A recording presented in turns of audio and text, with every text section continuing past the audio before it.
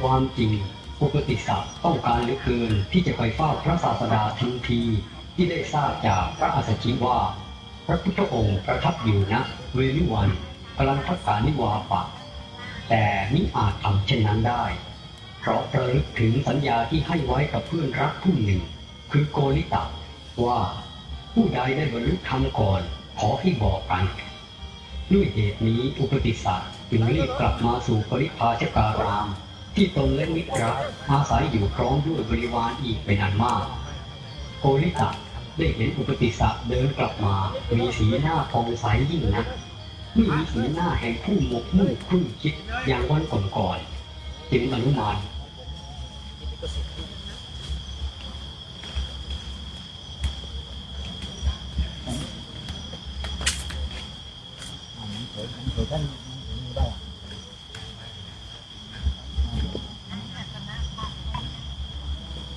นั่น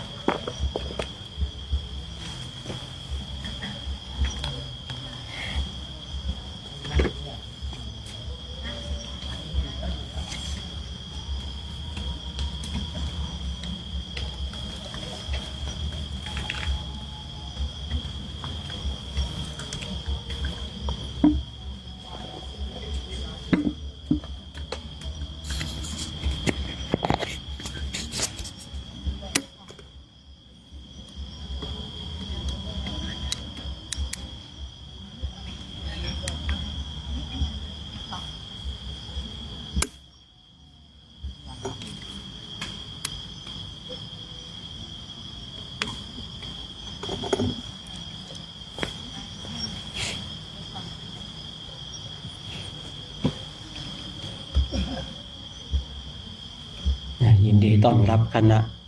พระภิกษุสงฆ์ที่มาจากทางสปป.ลาวเข้าสู่วัดดอยเทพนิมิตรบนป่าซางอำเภอแม่จันทร์จังหวัดเชียงรายพระที่มีพรรษามากๆก็ขึ้นมาแถวๆบนเนี่ยนะครับเต็มๆหน่อยตรงนี้เนาะนะครับผม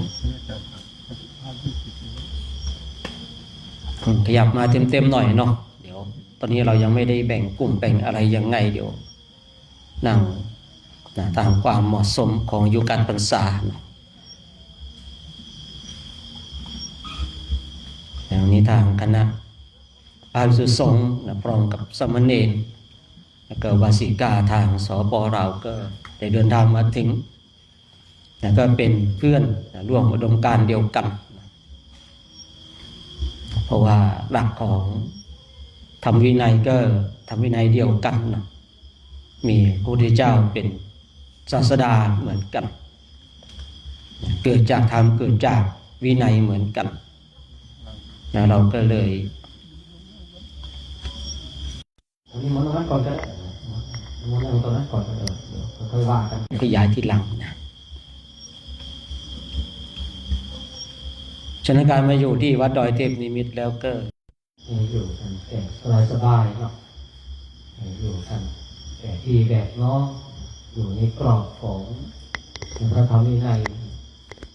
พระที่มาจากทางสปป.ลาวก็ถามรุ่นพี่เนาะเพราะว่ามองหน้าแล้วมีหลายรูปเหมือนกันนะที่เคยได้มาร่วมสร้างบุญบารมีในปีก่อนๆนู้นนะยังไงก็ดูเรื่องน้ำเรื่องอะไรยังไงก็ถามรุ่นพี่เนาะเพราะว่ารุ่นพี่ก็ถือว่าเหมือนเป็นผู้ที่มีประสบการณ์ในการจาริกกับโครงการฉะนั้นทุกรูปมาอยู่ในวัดดอยเทพนิมิตรแล้วก็ไม่ว่าจะเป็นของทาง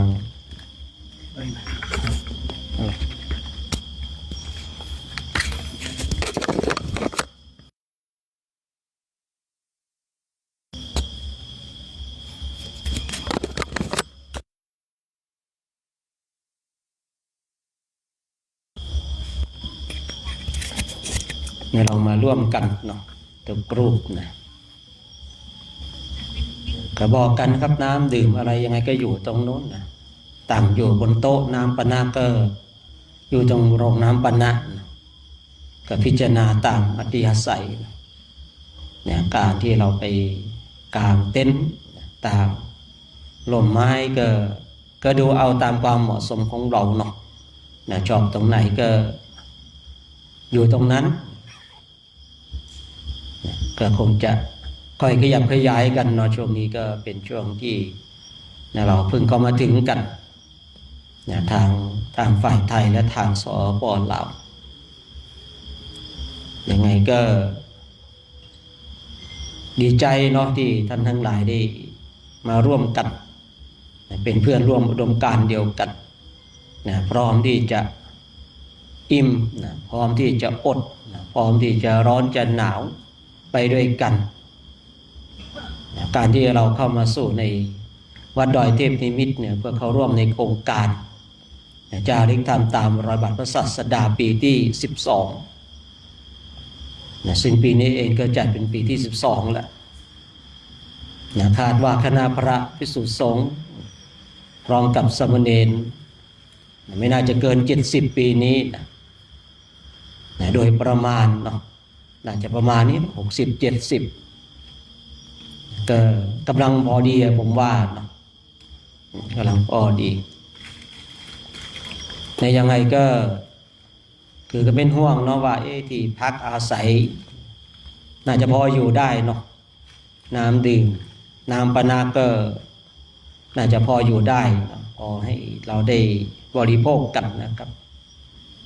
แต่ยังไงช่วงแต่ละวันเนี่ยก็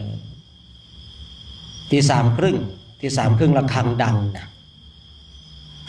พอระฆังดังเราก็ข้ามมาทางเนี้ยมาทำกิจกรรม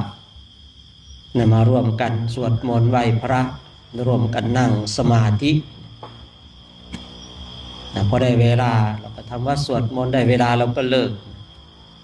นะระฆังจะดังอีกทีหนึ่งก็8:30นะ8:30 8:45นี่ก็จะให้เริ่มทำวัดสวดมนต์แล้วนะทำวัดสวดมนต์ไว้นิดนึงช่วงเช้าระฆังดัง8:30 15 นาทีเราก็จะเริ่มทำวัดสวดมนต์พอทำวัดสวดมนต์เสร็จก็ได้ฉันข้าวประมาณ10 โมง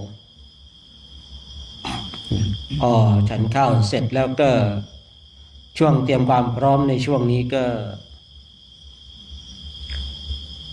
ให้เราเตรียมเอกสารนะพวกนี้อาจจะได้เก็บรวบรวมเอกสารเนี่ยหนังสือเดินทางอะไรยังไงเราค่อยว่าทางพระเจ้าหน้าที่อีกทีหนึ่งนะว่าจะเก็บเอกสารอย่างไรแต่ในช่วงพักเย็นก็6 โมงระฆังดัง6 โมงระฆังดังเราก็มาพร้อมกันมาก่อนระฆังก็ได้นะครับผม6 โมงเราก็มาร่วมกันนั่งภาวนาเจริญจิตตภาวนากันไหลยาวไปทำวัดสวดมนต์ฟังเทศน์ฟังธรรมจากพ่อแม่ครูบาอาจารย์เวลาเลิกไม่แน่นอนนะครับผมในเวลาเลิกนี่ไม่แน่นอนนี่คือช่วงที่เราอยู่วัดดอยเทพนิมิตรช่วงนี้เนาะประมาณสัก5-6 วันเนี่ยที่อยู่จังหวัดดอยเทพนิมิตรก็จะประมาณนี้กิจกรรมของเราก็จะทำตรงนี้เป็นหลักนะนอกจากนะบางวันอาจจะมีกรณีพิเศษนะอาจจะไปทำที่โบสถ์เนาะไงวีให้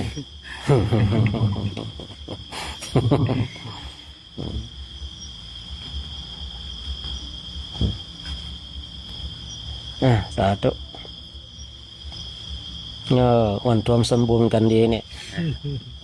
แข่งกันแล้วเนี่ยสาธุสาธุสาธุวัฒนาทีนี้มีพระเข้าร่วมโครงการ39นะก็เนี่ยญาติโยมญาติโยมจะไปด้วยนะครับดีละสาธุนั่งแถวนี้แล้วเนี่ย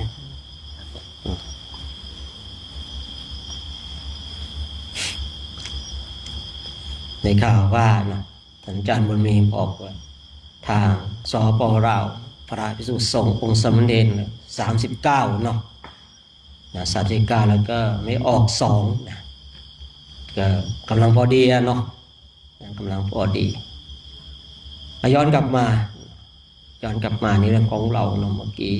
พอเวลาเลิกในช่วงพัก ค่ำเนี่ยไม่แน่นอนนะครับผมนั้นแล้วแต่นะช่วงระยะเวลา 5-6 วันที่เรายังอยู่ที่วัดนี้ก็จะประมาณนี้แล้วกิจกรรมทั้งหลายก็จะทำตรงลานทำตรงจุดนี้เป็นหลักนะนอกจากบางวันอาจจะมีกรณีพิเศษอาจจะไปทำที่พระอุโบสถ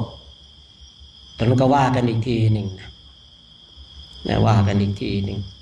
นะแล้วการเข้าสู่ที่ประชุมนี่ก็ยังไงก็ขอร้องเรื่องของโทรศัพท์นะยังไงก็ปิดนะใช้ระบบสั่นก็ได้เนาะเวลาที่เราเข้าสู่ที่ประชุมนะพอเข้าสู่ที่ประชุมแล้วบางทีเนี่ยแต่ละรูปเนี่ยก็อาจจะมีเนาะ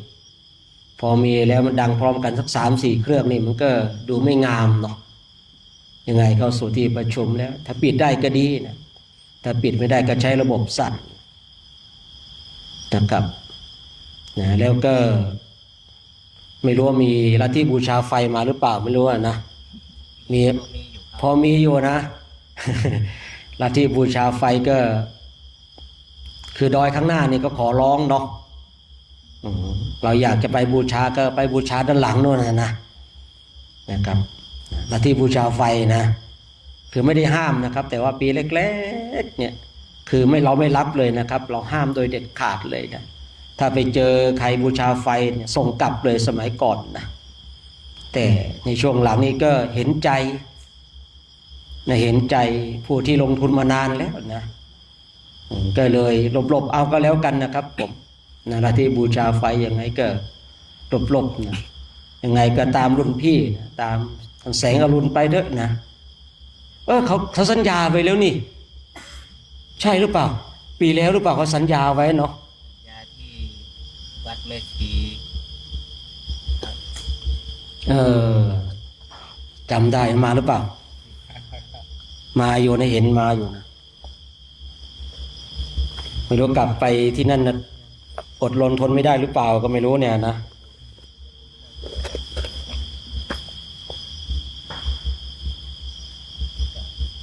ครับประกันของพ่อครับผมครับผมหลวงพ่อ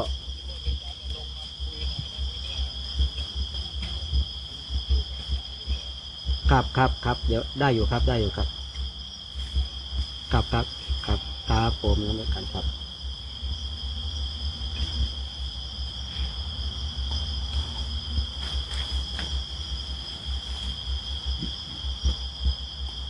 จำนิดมานี่หน่อย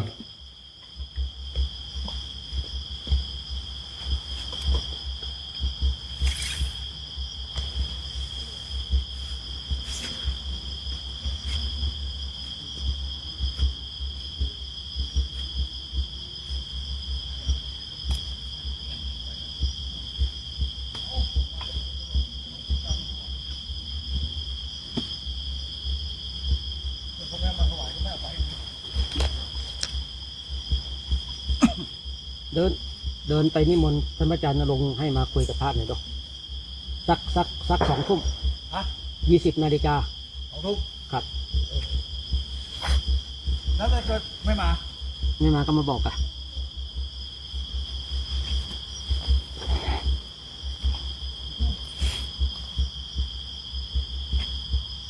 ยังไงก็ในลัทธิบูชาไฟเนาะยังไงดอยข้างหน้าก็ขอไว้ก่อนนะ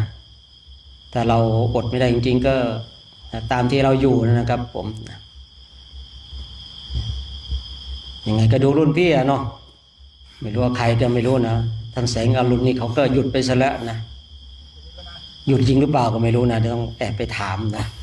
ตอนนี้ไม่ถามไม่ต้องบอกนะ เพื่อตะบะแตกนะตะบะแตกขึ้นมาแล้วนะฉะนั้นเราท่านทั้งหลายก็เนาะคือลัทธิบูชาไฟยังไงก็หลบหน่อยก็แล้วกันเนาะโดยข้างหน้านี้ก็ขอไว้ก่อนนะครับผมก็ไปทางหลังกันก็ได้อยู่นะแต่ก็หลบประเดชพระคุณหลวงพ่อหน่อยก็แล้วกันนะคือถ้าผมเดินไปเจอนะไม่เท่าไรแล้วครับผมนะแต่ถ้าประเดชพระคุณหลวงพ่อไปเจอนี่มันจะเป็นเรื่องครับผมเนี่ยจะเป็นเรื่องนะแต่ว่ามันมีอย่างหนึ่งนะเราหลบใครเราชอบเจอคนนั้น มันเป็นเช่นนั้นนะครับผมนะเราหลบใครเราไม่อยากเจอใครเราจะเจอคนนั้นนะครับผมมีประสบการณ์ที่พระท่านเล่าให้ฟังนะอุตส่าห์ดูดีแล้วนะว่าหลวงพ่อนั่งนู่นผมเลยแอบไปทางนี้มาแป๊บเดียวอ้าวทำไมหลวงพ่ออยู่ตรงนี้แล้วนะยังไงก็หลบประเดี๋ยวพระคุณหลวงพ่อหน่อยก็แล้วกันเนาะในเรื่องลัทธิบูชาไฟนะนอกนั้นก็ค่อยๆว่ากันไปนะครับเพราะว่าเราได้อยู่ด้วยกันนี่ก็ประมาณ4-5 เดือนเนาะช่วงนี้ก็เป็นวันแรกของทางสปเราเข้ามาถึงเนาะเดี๋ยวเราก็จะได้กราบพระไหว้พระนั่งว่าเป็นเปลี่ยนภาวนากันสักหน่อยเนาะฉะนั้นให้เราทั้งหลายคุกเข่าพนมมือขึ้น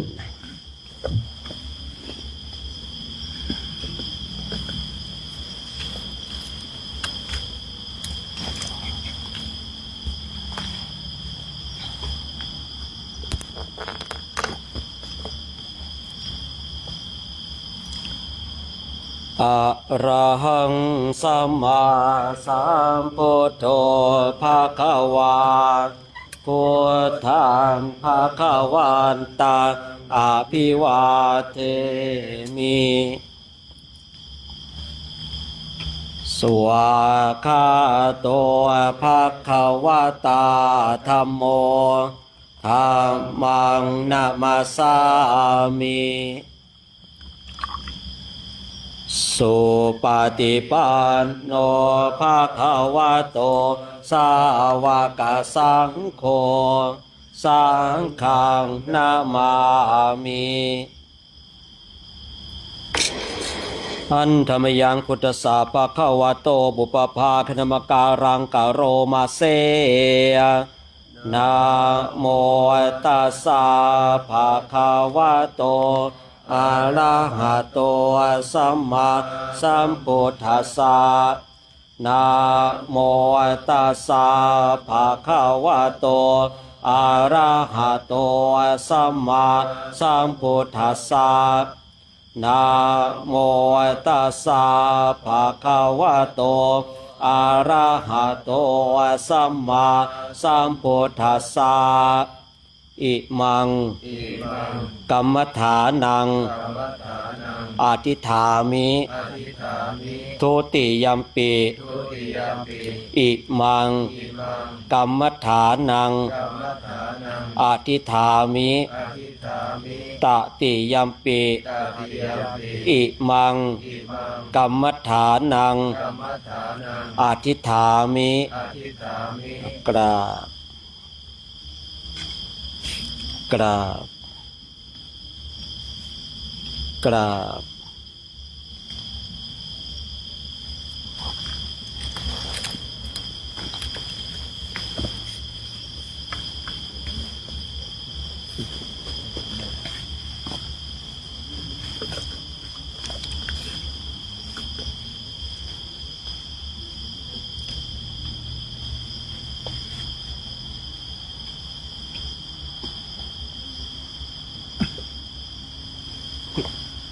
ไปไกลดูไปได้นะไวไฟมันจะดุ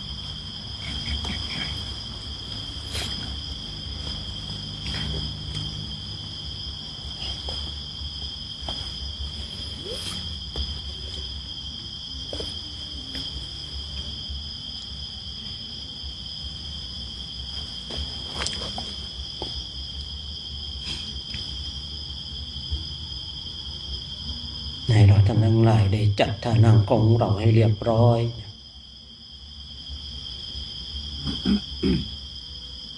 นั่งเท้าขวาทับเท้าซ้ายมือขวาทับมือซ้ายยืดกายให้ตรง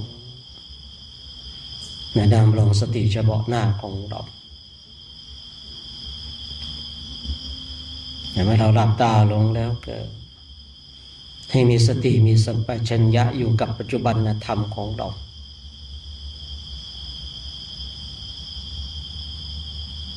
เรามีกรรมฐานบทใดกองใดก็พึงทำกรรมฐานบทนั้นกองนั้นให้มันเจริญยิ่งขึ้นไป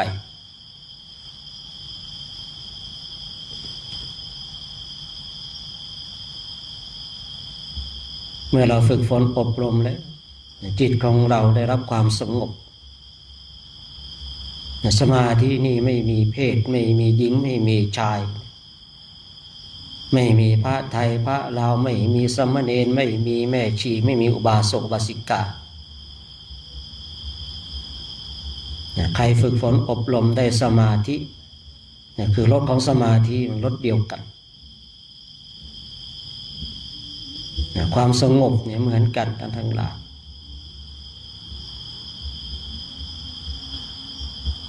ถ้าเราได้อัปปนาสมาธิสุขที่เกิดจากอำนาจของอัปปนาสมาธิมันเหมือนกันถ้ากำลังของสมาธิมันเท่ากันเพราะว่าอัปปนาสมาธิก็มีอย่างอ่อนปานกลางและเข้มข้นหรือว่าแก่กล้า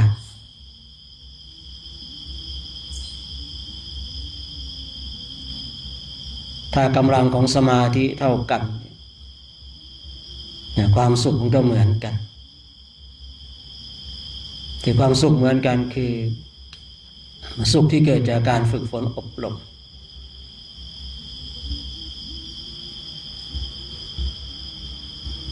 คือถ้าเรายังจิตของเราให้สงบได้บุคคลนั้นก็จะมีความสุขสุขกับวิหารธรรมที่เราได้กระทำในปัจจุบันแต่ถ้าเราหาความสุขความสงบไม่ได้เราจะหาความสุขไม่ได้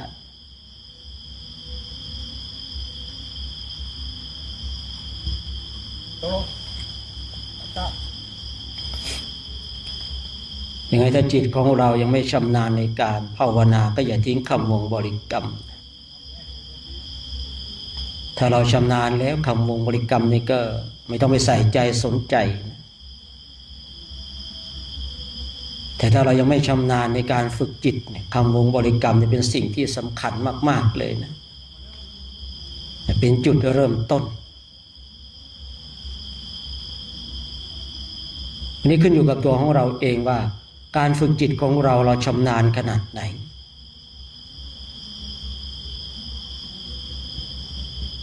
บางรูปบางองค์บางคนบางท่านยังไม่ชำนาญเลยอย่าไปทิ้งคำวงบริกรรมท่านทั้งหลาย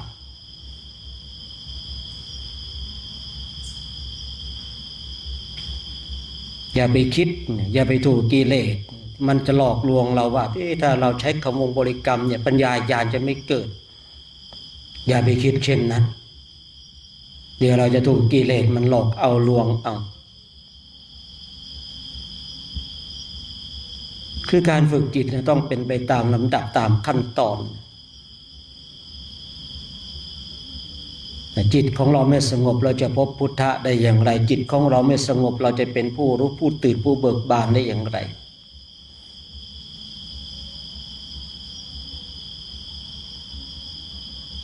ถ้าเรายังไม่ชำนาญในการฝึกจิตอย่าไปทิ้งคำวงบริกรรม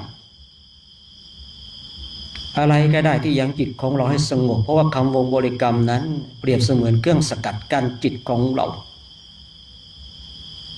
ไม่ให้จิตของเราออกไปโลดแล่นรับภาษารับอารมณ์ทั้งหลายที่บางรูปบางคนบางองค์บางท่านหายใจเข้าพุทหายใจออกโทคำว่าพุทโธเนี่ยคำวงบริกรรมคำว่าพุทโธเนี่ยเป็นเครื่องสกัดกั้นจิตของเราให้ออกไปรับภาษาทั้งหลาย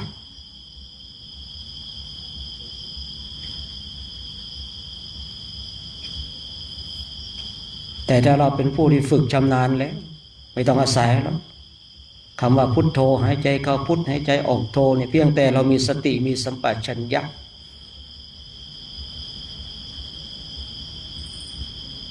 อยู่กับปัจจุบันธรรมจิตเป็นเช่นไรก็รู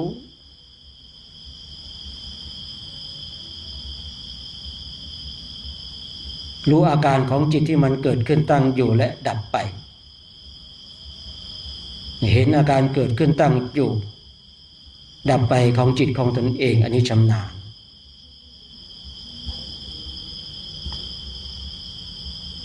คราวนี้ขึ้นอยู่กับตัวของเราเองว่าเราชำนาญขนาดไหนถ้าเรายังไม่ชำนาญ หายใจเข้าพุทหายใจออกโทหรือว่าหายใจเข้าท้องพองท้องยุบหรือเรามีอุบายอย่างไรอย่าไปทิ้งอุบายนั้นท่านทั้งหลาย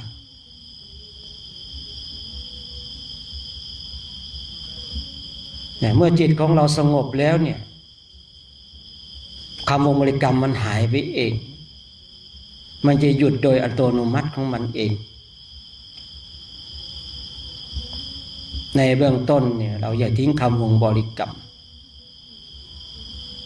บางคนบางท่านนั่งหายใจเข้าพุทหายใจออกโทได้10-20 นาทีได้30 นาทีได้ชั่วโมงโดยที่จิตของตนเองไม่ได้พังเพ้อหรือว่าฟุ้งซ่านไปกับประสาททั้งหลายบางทีจิตของเราได้รับความสงบอาการของบุคคลที่ได้รับความสงบครั้งแรกเลยก็จะหลงนิดนึงก็จะแปลกใจนิดนึงว่าเมื่อกี้เราเผลอสติไปแล้ว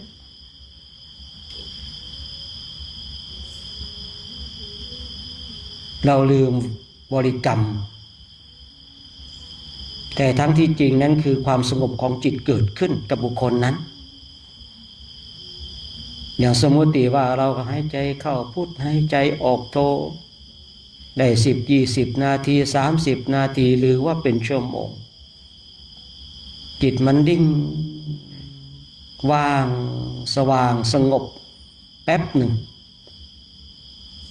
ได้เราก็เมื่อกี้เราลืมพุทโธไปซะแล้วเราต้องระมัดระวังให้ดีตรงจุดนี้ว่าสิ่งที่เรามีความคิดเช่นนั้นว่าเราขาดสติจริงหรือว่าเราได้สมาธิ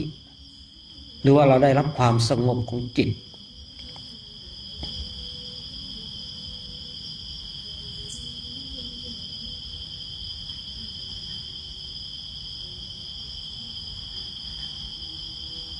เมื่อผู้ฝึกฝนอบรมเนี่ยบริกรรมไปหายใจเข้าพุทหายใจออกโทแนบแน่นอยู่อย่างนั้น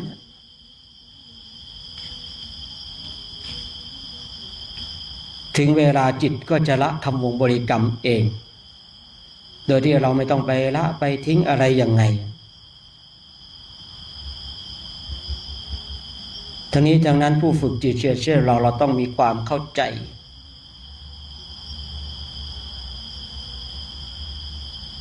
เราจะต้องรู้จะต้องเข้าใจว่าจิตของเราเป็นเช่นไร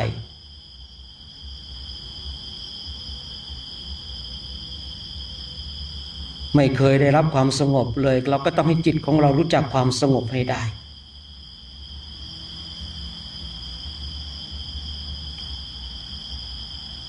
จิตมันดิ้นเหลือเกินเวลาเรานั่งภาวนาเนี่ยเราจะต้องกำราบมันให้ได้บางทีจิตของเราเนี่ยเวลาเรานั่งมาเป็นเปลี่ยนภาวนาเนี่ยมันดิ้นเหลือเกินมันกระสับกระส่ายมันวุ่นวายเหลือเกินมันไม่อยากให้เราสร้างความเปลี่ยนมันเลยดิ้นทั้งหลายนั่งบำเพ็ญเพียรภาวนา5 นาที10 นาทีเนี่ยเปรียบเสมือนเป็นชั่วโมง2 ชั่วโมง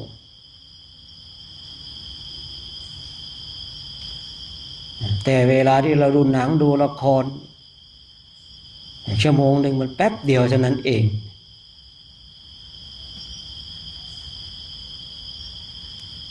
อย่างบางทีเรานั่งมาเป็นเปลี่ยนภาวนา5 นาที10 นาทีเนี่ยนานเหลือเกินนึกว่าผ่านเป็นชั่วโมงแล้วแต่บางทีมันก็เป็นเช่นนั้นผู้ฝึกจิตคราวนี้เราต้องกำราบจิตของเราด้วยตัวของเราเอง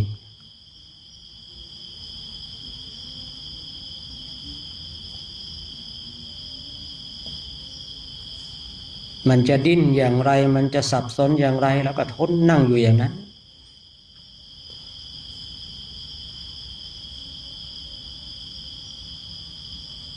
วันนี้ไม่ได้สมาธิแต่เราได้นั่งอย่างน้อยๆเราก็อยู่ในอิริยาบถของผู้สร้างความเพียรถึงแม้ว่าจิตของเราไม่ได้รับความสงบแต่เราก็ยังได้นั่งมันก็ยังดีกว่าเราไปนอนมันก็ยังดีกว่าเราไปฟุ้งซ่านสับสนวุ่นวาย นั่งฟุ้งซ่านอยู่รูปเดียวดีกว่าพาหมู่คณะไปฟุ้งซ่านในหลายรูป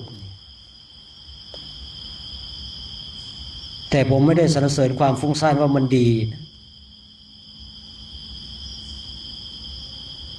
แต่ถ้าเทียบเท่ากับว่าเราไปฟุ้งซ่านกับหมู่คณะพาหมู่คณะฟุ้งซ่านเราฟุ้งซ่านรูปเดียวในขณะที่เรานั่งสมาธิก็ยังดีกว่าแต่จะให้ดีเลยคือให้จิตของเราได้รับความสงบ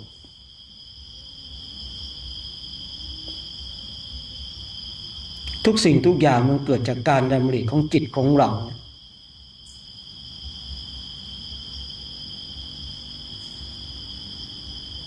เมื่อจิตของเราดำริในเรื่องใดมันก็จะฟุ้งในเรื่องนั้น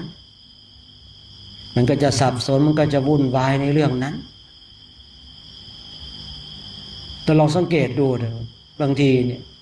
ไอ้ที่เราจะฟุ้งซ่านเกิดจากจิตของเราที่ไปดำริไปค้นหา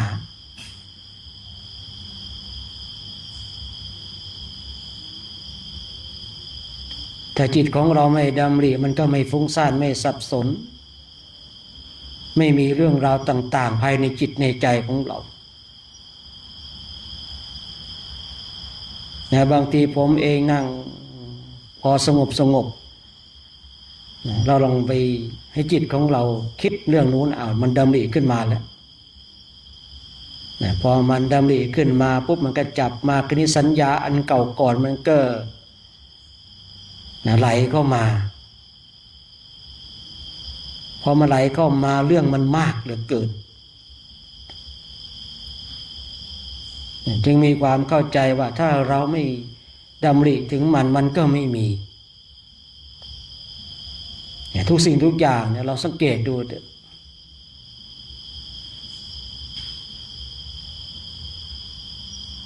มันเกิดจากตัวของเราจริงๆนะฉะนั้นเรามีโอกาสที่มาฝึกฝนมาอบรมมานั่งภาคเพียรภาวนากันคอยย้อนกลับมาตรงที่ว่าเราชำนาญหรือยังในการฝึกจิต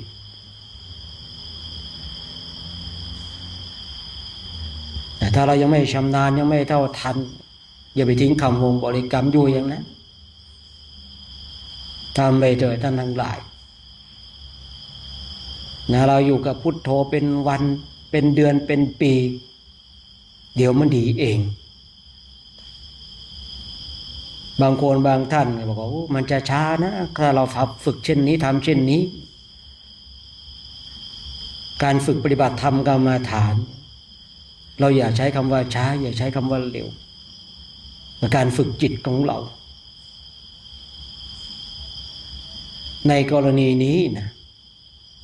พอบางคนบางท่านว่าเราอยู่กับพุทโธเนี่ยเป็นวันเป็นเดือนเป็นปีมันจะดีได้อย่างไร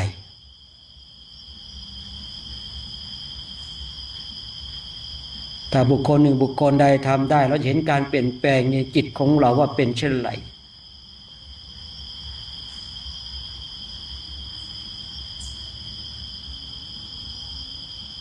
คือถ้าจิตของเรามันยังไม่สมควรแก่การงานไม่สมควรแก่ธรรมเราอยู่กับพุทโธหรือว่าอยู่กับกรรมฐานบทใดบทหนึ่งกองใดกองหนึ่งของเราเนี่ยจนจิตของเรามันเต็มรอบจิตของเรามันเต็มที่เดี๋ยวมันดีเองเดี๋ยวมันเข้าใจเอง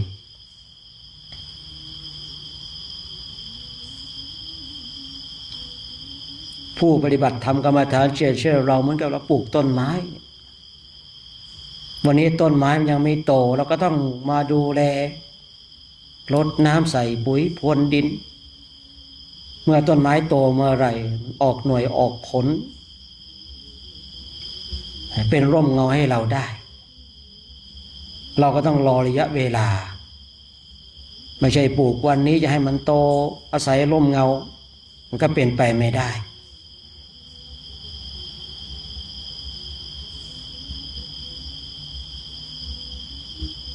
การฝึกปฏิบัติธรรมกรรมฐานเองก็เหมือนกันย้ำอยู่กับคำวงบริกรรมของเราอยู่อย่างนั้นจากวันเป็นเดือนจากเดือนเป็นปีปีหนึ่งไม่เข้าใจก็2 ปี2 ปีไม่เข้าใจก็3 ปี 3 ปีไม่เข้าใจก็4 ปีนะมันก็เข้าใจสักวันหนึ่งแหละที่อุปมาเมื่อสักครู่นี้มันก็ต้นไม้แต่เมื่อมันเติบโตแล้วเราก็อาศัยร่มเงาได้แต่เมื่อเราอาศัยร่มเงาได้เราก็มีความผาสุกนะเราก็จะเห็นข้อแตกต่างชัดเจนเลยระหว่างที่เรายืนอยู่กลางแดดกับอาศัยร่มไม้เราย่อมพูดในเสียงเดียวกันชัดเจนในสิ่งเดียวกันว่ายืนกลางแดดมันร้อนอยู่ใต้ต้นไม้เนี่ยมันเย็นแต่ก่อนที่เราจะได้รับความร่มเย็นนั้นต้องรอให้ต้นไม้มันเติบโตก่อนต้องใช้ระยะเวลาฝึกปฏิบัติธรรมกรรมฐานก็เหมือนกับการที่เราปลูกต้นไม้เรามีหน้าที่ทำมีหน้าที่เดินจงกรมนั่งสมาธิทำวัดสวดมนต์และสิ่งอื่นๆที่เป็นบุญที่อยู่ในขอบเขตของพระพุทธศาสนาเราพึงกระทำในสิ่งนั้น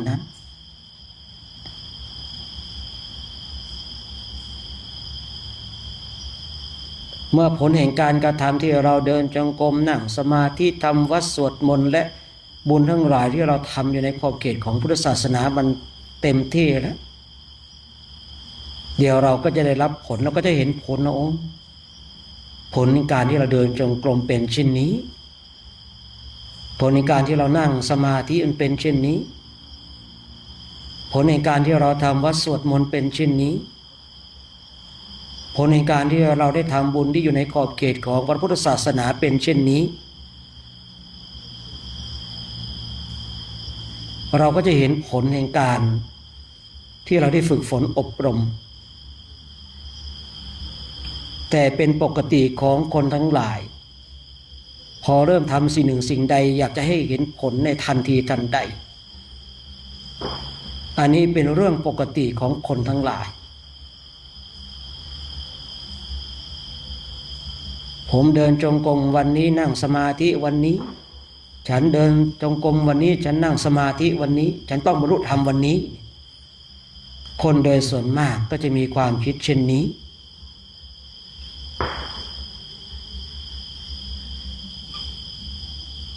แต่ถ้าเราเข้าใจเนี่ยทุกสิ่งทุกอย่างมันมีเวลาของมัน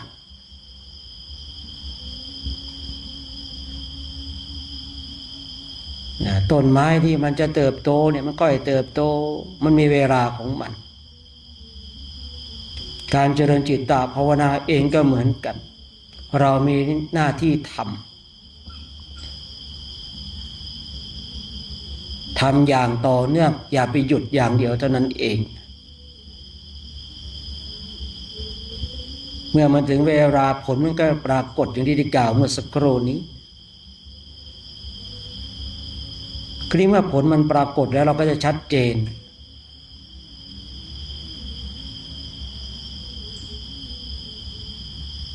เมื่อผลมันปรากฏแล้วใครได้ประโยชน์ตัวของเราเองท่านทั้งหลายเราก็จะเข้าใจทุกสิ่งทุกอย่าง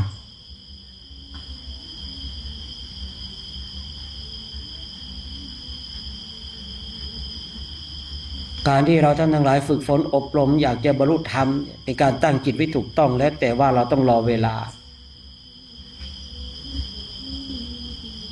เราต้องรอเวลาอันเหมาะสมบางคนบางท่านไม่อยากจะรอเวลาแล้วก็ดูพระพุทธเจ้าของเราเป็นแบบอย่างดูอัครสาวกเบื้องซ้ายเบื้องขวาเป็นแบบอย่างดูพระอสีติมหาสาวกเป็นแบบอย่าง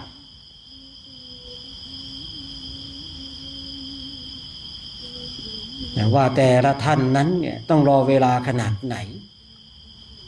อย่างพระพุทธเจ้าของเราเนี่ยได้รับคำพยากรณ์แล้วต้องรอเวลา4 อสงไขยกับแสนกำไรมหากาพย์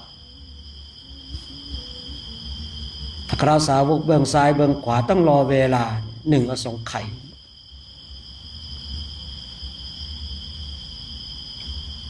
คือทุกสิ่งทุกอย่างมันมีเวลาของมัน แต่ในขณะที่เราจะไปถึงในเวลาของมันเราก็ต้องทำเหตุให้ดีไม่ใช่ว่าได้ยินได้ฟังแล้วว่าทุกสิ่งทุกอย่างมีเวลาของมันเราก็ช่วยช้าไม่เดินจงกรมไม่นั่งสมาธิแบบนี้เราก็จะพลาดโอกาสอันดีงามของเราไปคือเราต้องเข้าใจว่าทุกสิ่งทุกอย่างมีเวลาของมันอย่างพระพุทธเจ้าของเราเป็นแบบอย่างเมื่อได้รับคำพยากรณ์แล้วได้เป็นพระพุทธเจ้าอย่างแน่นอนแต่การที่จะได้เป็นพระพุทธเจ้านั้นต้องสะสมบารมี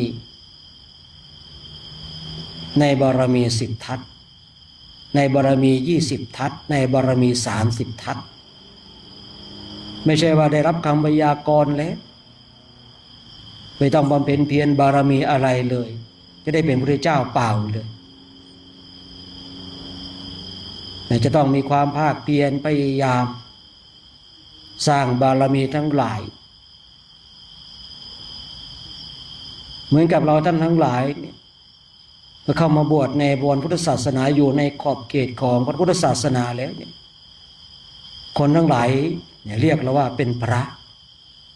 คนทั้งหลายเรียกเราเป็นสามเณรคนทั้งหลายเรียกเราเป็นแม่ชีคนทั้งหลายเรียกเราเป็นอุบาสกอุบาสิกา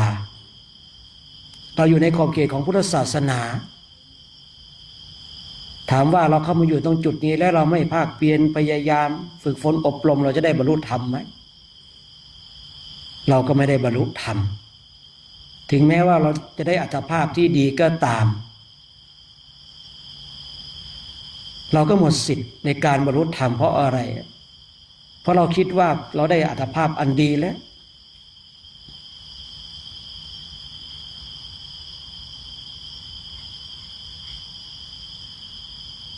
ฉะนั้นทุกสิ่งทุกอย่างเนี่ยเรามีหน้าที่ทำพอถึงเวลาเดี๋ยวเรื่องของเวลามันจะจัดสรรมันก็จะจัดระบบเองอย่างที่ได้กล่าวเมื่อสักครู่นี้ที่ดูพระพุทธเจ้าของเราเป็นแบบอย่างพงได้รับคำพยากรณ์และต้องรอเวลาทั้ง4 อสงไขยกับแสนกำไรมหากัป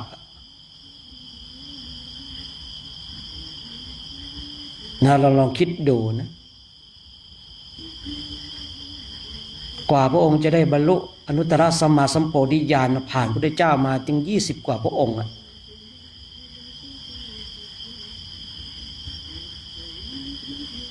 อัครสาวกเบื้องซ้ายเบื้องขวาได้รับคำพยากรณ์จากพระพุทธเจ้าอนุมัติสีแล้วกว่าจะได้บรรลุเป็นอัครสาวกเบื้องซ้ายเบื้องขวาผ่านพระพุทธเจ้ามา10 กว่าพระองค์เราท่านทั้งหลายลองคิดดู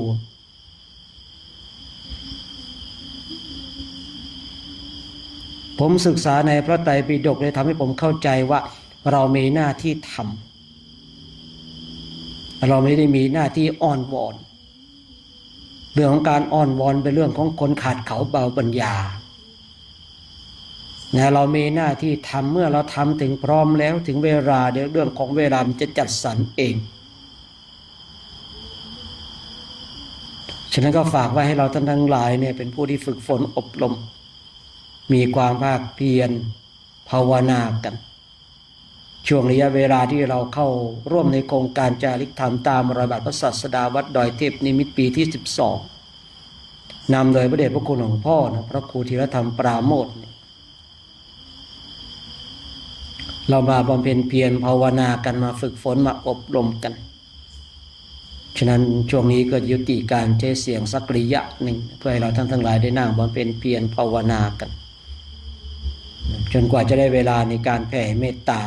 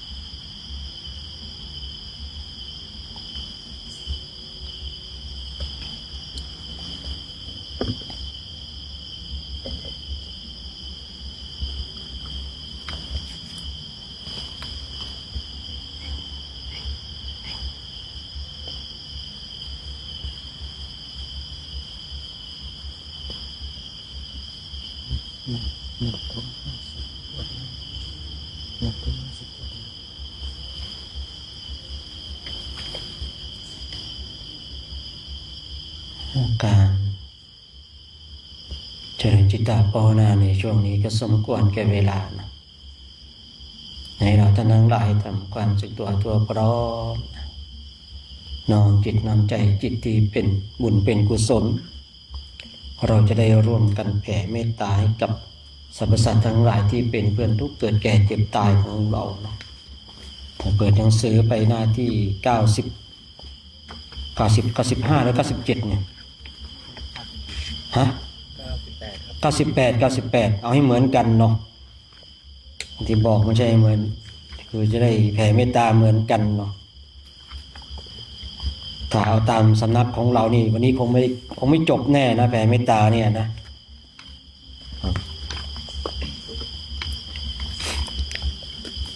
สัพเพสัตตาอาเวราโหนตุขอสัพพะสัตว์ทั้งหลายทั้งปวงที่เป็นเพื่อนทุกข์เกิดแก่เจ็บตายด้วยกันทั้งหมดทั้งสิ้นจงเป็นสุขเถิดอย่าได้มีเวรต่อกันและกันเลยอาปยาปัชชาโหนตุจงเป็นสุขเถิดอย่าได้บาดเบียดเบียนซึ่งกันและกันเลยอานิคาโหนตุจงเป็นสุขเถิดอย่าได้ความทุกข์กายทุกข์ใจเลยโสขิอัตตานังปริหารันตุจงมีความสุขกายสุขใจรักษาตนให้รอดพ้นจากทุกข์โทษเวรภัยอันตรายทั้งปวงจงทุกข์ทั่วหน้าเถิดกาตังปุญญาภารังไมหังสาเพภาคิภวันตุเตขอสัพพะสัตว์ทั้งหลายทั้งปวงเหล่านั้นจงเป็นผู้มีส่วนได้เสวยผลบุญที่ข้าพระเจ้าทั้งหลายได้บำเพ็ญแล้วนี้เถิ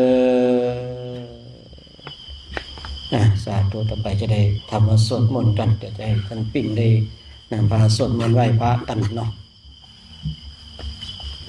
ปิ่นขยับไมค์เข้ามาใกล้ๆอีกหน่อยลดเสียงอีกปิ๊ก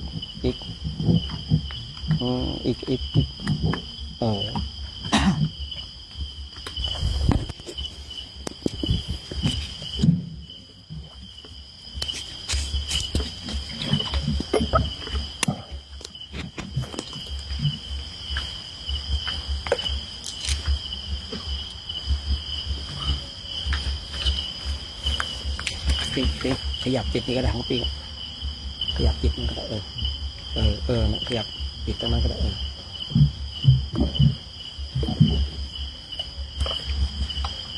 ล่างเลยกันขยับล่างเลยกันมสวานเสียงมันเบาเอาระดับไหนนะเอาระดับนั้นกับติดนี่ก็ได้อยู่ถ้าระดับเอาติดนี่ก็ได้อยู่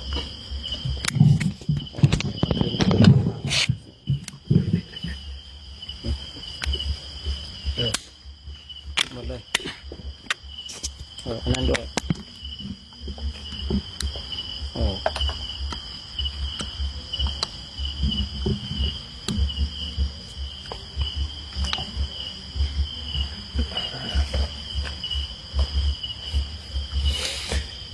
ขอโอกาสครูบาอาจารย์เป็นต้นเสียงในการสวดมนต์ทำวัดเย็นในวันนี้พร้อมกันแล้วกรา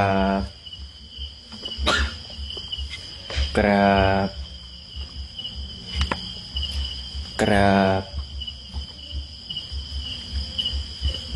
เปิดหนังสือไปหน้า17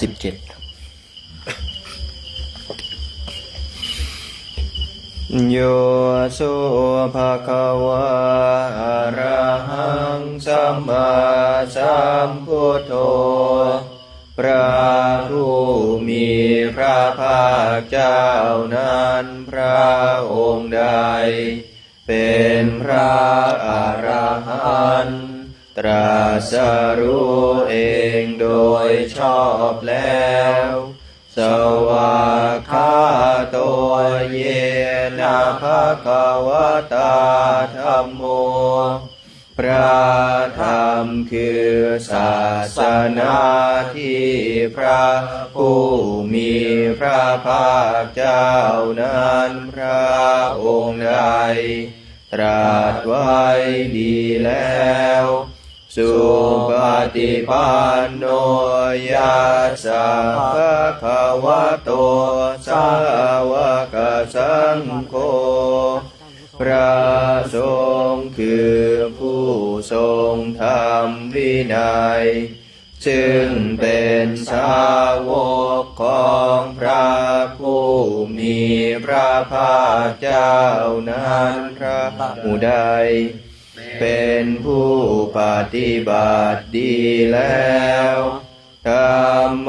ยังภคะวันตังสัทธัมมังสัสสังฆัง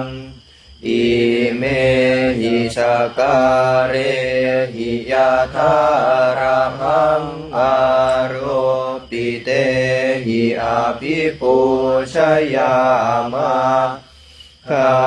พระเจ้าขอบูชาอย่างยิ่งซึ่งพระผู้มีพระภาคเจ้าพร้อมทั้งพระสัทธรรมและพระอริยสงฆ์เจ้าทั้งหลายด้วยเครื่องสักการะเหล่านี้ข้าพระเจ้าได้ยกขึ้นประดิษฐานไว้ดีแล้วในที่อันสมควรอย่างยิ่งเช่นนี้สาธุโนพันเตภคะวาสุจิราปรินิพพุโตปิพระผู้มีพระภาคเจ้าพระองค์นั้นแม้ปรินิพพานนานแล้วก็ตามข้าแต่พระองค์ผู้เจริญซึ่งยังประโยชน์อันยิ่งใหญ่แก่สาธุชนทั้งหลายปัจฉิมาชนะตานุกัมปมานาสาอิเมสการเรทุกตาปันนาการภูเตปฏิคันหาตุขอจงรับเครื่องสักการะบรรณาการของคนยากทั้งหลายเหล่านี้ด้วยเพื่ออนุเคราะห์แก่ประชุมชนผู้เกิดแล้วในภายหลังด้วยอัมมากังทีคารตังหิตายะสุขายะเพื่อประโยชน์เพื่อความสุขแก่ข้าพระเจ้าทั้งหลายสิ้นกาลนานเทอญอะระหังสัมมาสัมพุทโธภะคะวาพระผู้มีพระภาคเจ้าเป็นพระอรหันต์ดับเพลิงกิเลสเพลิงทุกข์สิ้นเชิงตรัสรู้ชอบได้โดยพระองค์เองพุทธังภคะวันตังอภิวาเทมิข้าพระเจ้าอภิวาทพระผู้มีพระภาคเจ้าผู้รู้ผ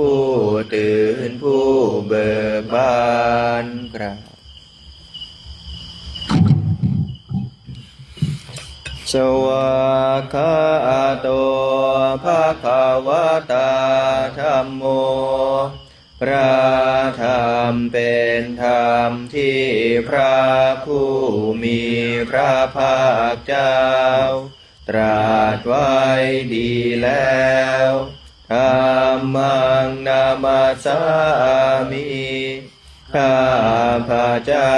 นมัสการพระธรรมครับสุปฏิปันโนภะคะวะโตสาวกสังโฆพระสงฆ์สาวกของพระผู้มีพระภาคเจ้าปฏิบัติดีแล้วสังฆังนามามิข้าพระเจ้านอบน้อมพระสงฆ์กราบ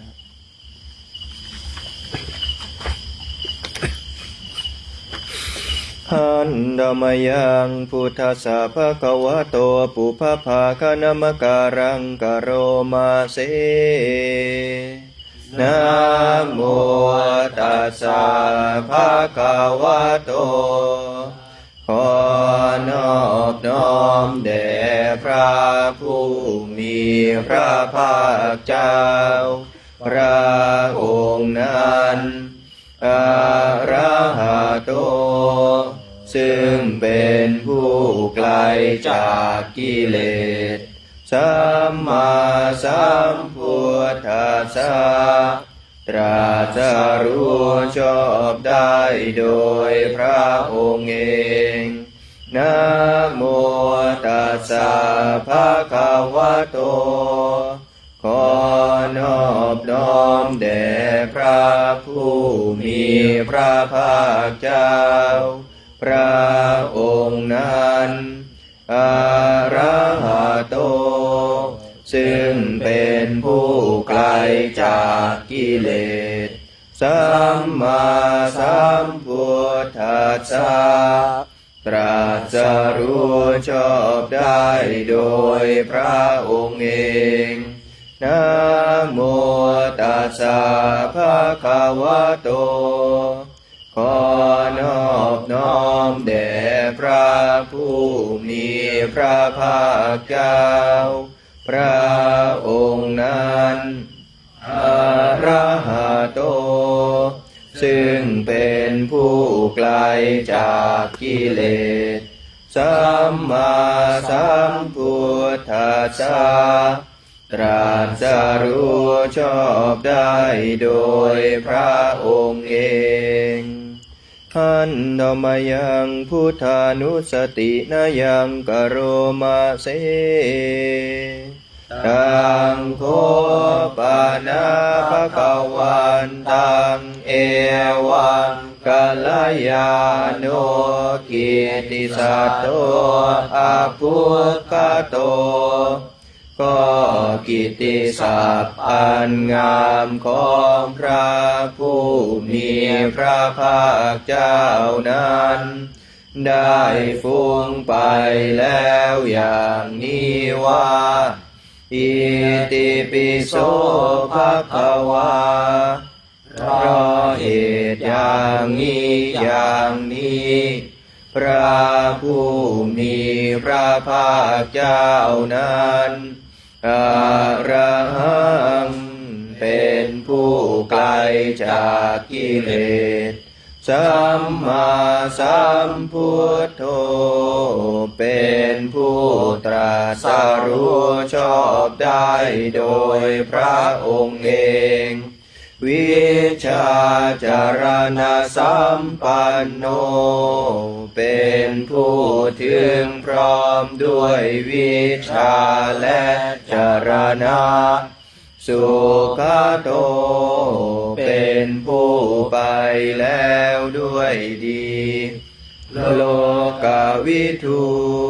เป็นผู้รู้โลกอย่างแจ่มแจ้ง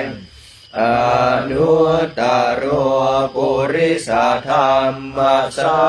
รถี เป็นผู้สามารถฝึกบุรุษที่สมควรฝึกได้อย่างไม่มีใครยิ่งกว่าสัทธาเทวมนุษย์สานังเป็นครูผู้สอนของเทวดาและมนุษย์ทั้งหลายพุทโธเป็นผู้รู้ผู้ตื่นผู้เบิกบานด้วยธรรมภควาติเป็นผู้มีความจำเริญจำแนกคำสั่งสอนสัตว์ดังนี้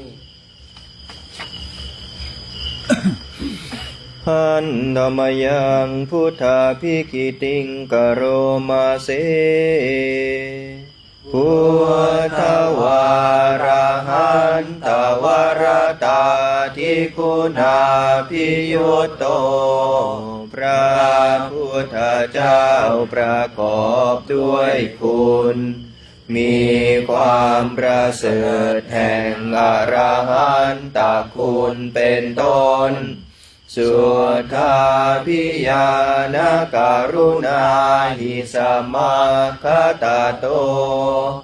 มีพระองค์อันประกอบด้วยพระญาณและพระกรุณาอันบริสุทธิ์โพเทสิโยสุชนะตังกามลังวาสุโลพระองค์ได้ทรงกระทำชนที่ดีให้เบิกบานดุจอาทิตย์ทำบัวให้บานวันธามหังตมรณังศิรสาชิเนนทังข้าพระเจ้าไหว้พระชินสีผู้ไม่มีกิเลสพระองค์นั้นด้วยเสียงกล่าวพุทโธโยสัพพปานินังสารนังเขมามุตตมังพระพุทธเจ้าพระองค์ใดเป็นสารณะอันเกษมสูงสุดของสัตว์ทั้งหลายปัทมานุสติทานังวันทามิตังสิเรนะหังข้าพระเจ้าไหว้พระพุทธเจ้าพระองค์นั้นอันเป็นที่ตั้งแห่งความระลึกองค์ที่หนึ่งด้วยเสียงกล่าวพุทธัสสะสมิทาโสวาพุทโธเมสามิกิสโรข้าพระเจ้าเป็นทาสของพระพุทธเจ้าพระพุทธเจ้าเป็นนายมีอิสระเหนือข้าพระเจ้าพุทโธทุกขัสสะกาตาจาวิทาตาจาอิตาสเมพระ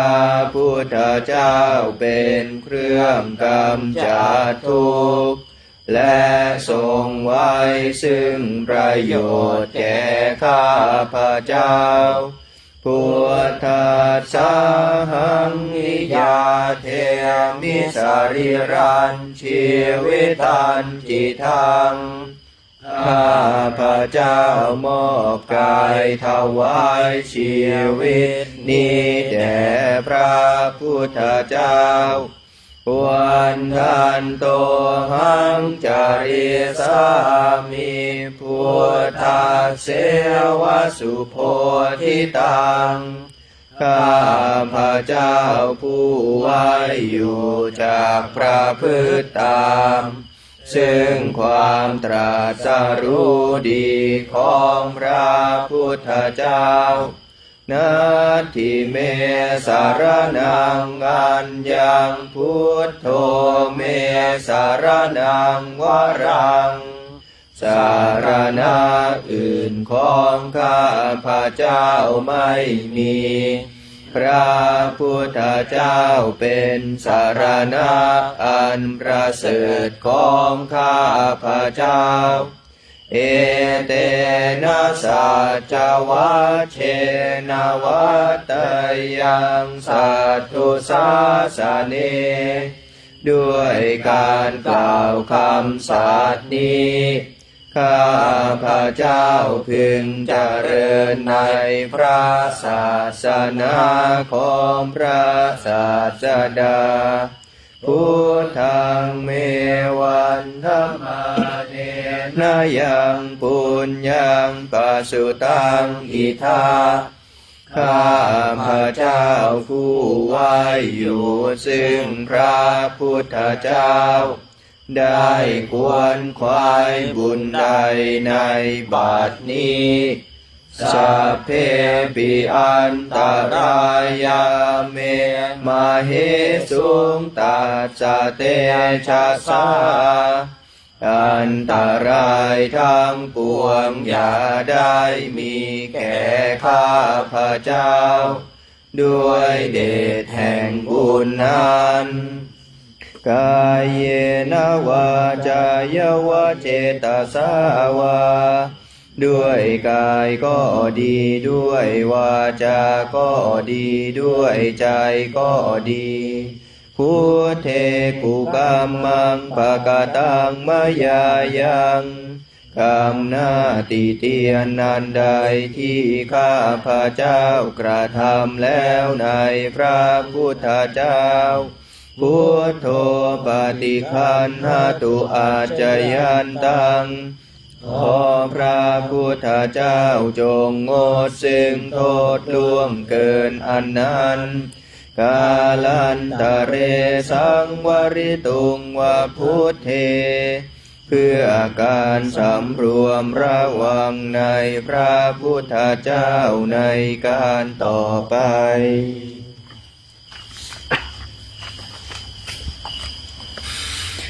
หันธรรมยังธรรมานุสตินายังกโรมาเสสวากขาโตภะคะวะตาธัมโมพระธรรมเป็นสิ่งที่พระผู้มีพระภาคเจ้าได้ตรัสไว้ดีแล้วสันทิฏฐิโกเป็นสิ่งที่ผู้ศึกษาและปฏิบัติพึงเห็นได้ด้วยตนเองอากาลิโกเป็นสิ่งที่ปฏิบัติได้และให้ผลได้ไม่จำกัดการเอหิปัสสิโกเป็นสิ่งที่ควรกล่าวกับผู้อื่นว่าท่านจงมาดูเถิดโอปานายิโกเป็นสิ่งที่ควรน้อมเข้ามาใส่ตัวปัจจตังเวทิตาโพวินโยหิติเป็นสิ่งที่ผู้รู้ก็รู้ได้เฉพาะตนดังนี้หันธรรมยังธรรมาภิกิติงกโรมาเสสวากขาตาตาทิคุณโยกาวเสนาสยโยพระธรรมเป็นสิ่งที่ประเสริฐเพราะประกอบด้วยคุณคือความที่พระผู้มีพระภาคเจ้าตรัสไว้ดีแล้วเป็นต้น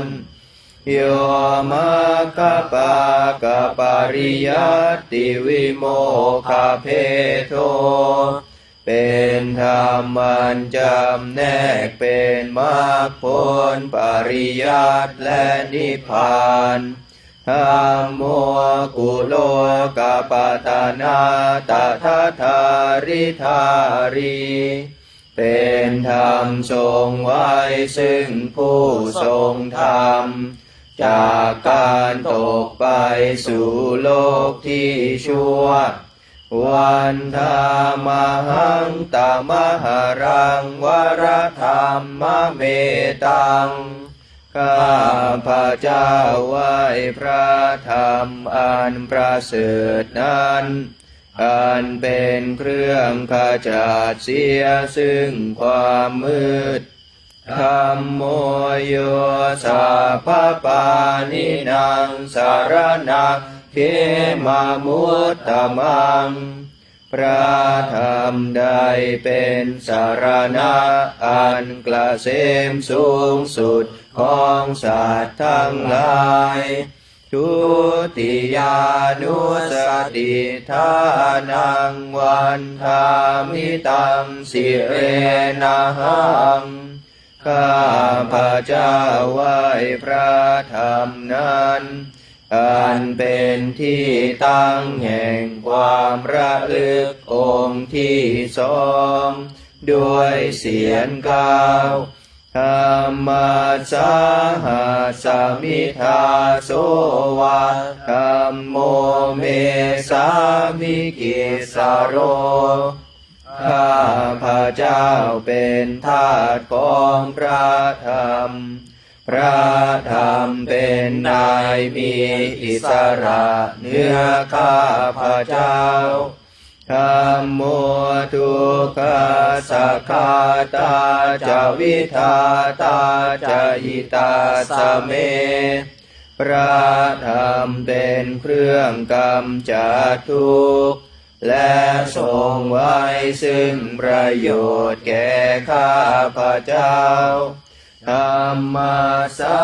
หังนิยาเทมิสาริรันชีวิตันจิตังข้าพระเจ้ามอบกายถวายชีวิตนี้แด่พระธรรมวันทันโตหังจาริสามิธัมมัสเสวสุธรรมตังข้าพระเจ้าผู้ไว้อยู่จากประพฤติตามซึ่งความเป็นธรรมดีของพระธรรมนาทิเมสารนังอัญญังธัมโมเมสารนังวรังสารณะอื่นของข้าพระเจ้าไม่มีพระธรรมเป็นสารณะอันประเสริฐของข้าพระเจ้าเอเตนะสัจวัชเชนะวัตยังสัตตุสาสเนด้วยการกล่าวคำสัตย์นี้ข้าพระเจ้าพึงเจริญในพระศาสนาของพระศาสดาธัมมังเมวันธรรมาเนนะยังปุญญังปัสสุตังอิทาข้าพระเจ้าผู้ไว้อยู่ซึ่งพระธรรมได้ควรควายบุญใดในบัดนี้สัพเพปิอันตรายาเมมาเหสุงตัสสะเตชะสา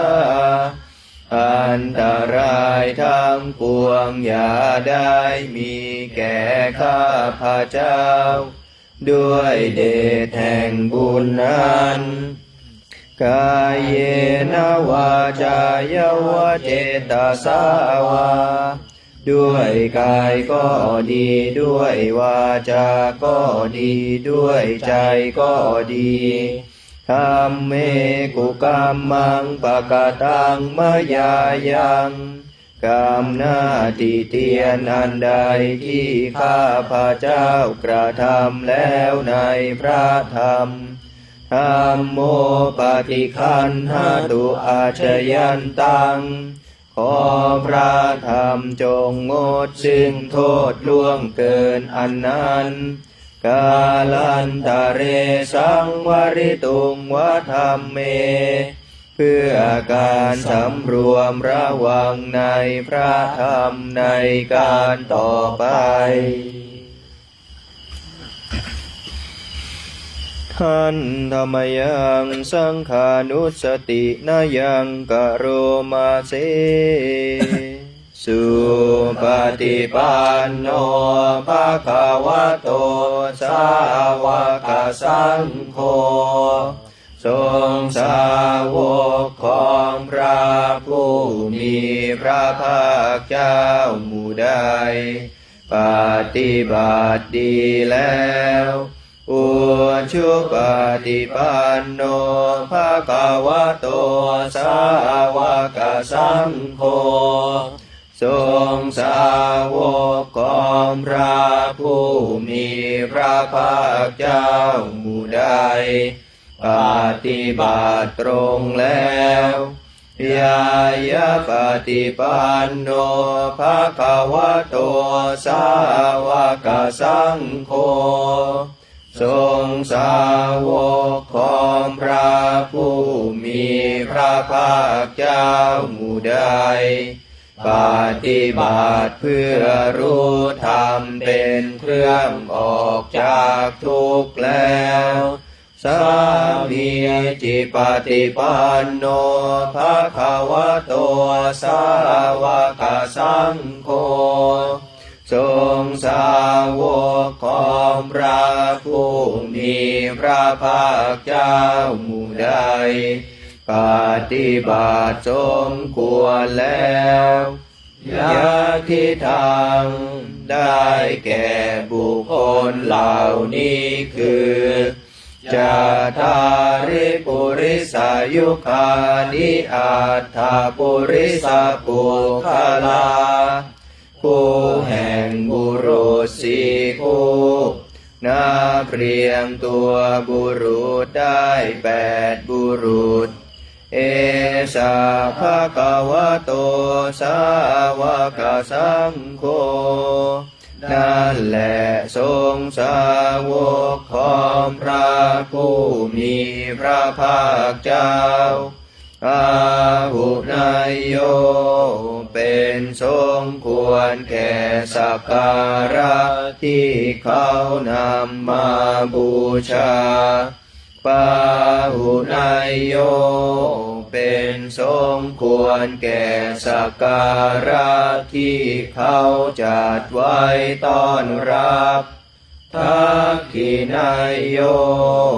เป็นผู้ควรรับทักษิณาทานอัญชลีการณิโยเป็นผู้ที่บุคคลทั่วไป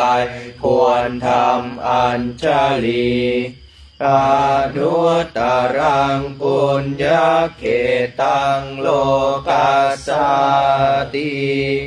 เป็นเนื้อนาบุญของโลกไม่มีนาบุญอื่นยิ่งกว่าดังนี้หันธรรมยังสังฆาภิกิติงกโรมาเสสัทธรรมโชสุปฏิปัตติคุณาทิยุตโตพระสงฆ์ที่เกิดโดยพระสัทธรรมประกอบด้วยคุณมีความปฏิบัติดีเป็นต้นโยธาพิโทอริยปุคลสังคเสโตเป็นหมู่แห่งพระอริยบุคคลอันประเสริฐ8จำพวกศีลาทิธรรมปวาราสยกายจิตโตมีกายและจิตอันอาศัยธรรมมีศีลเป็นต้นอันบว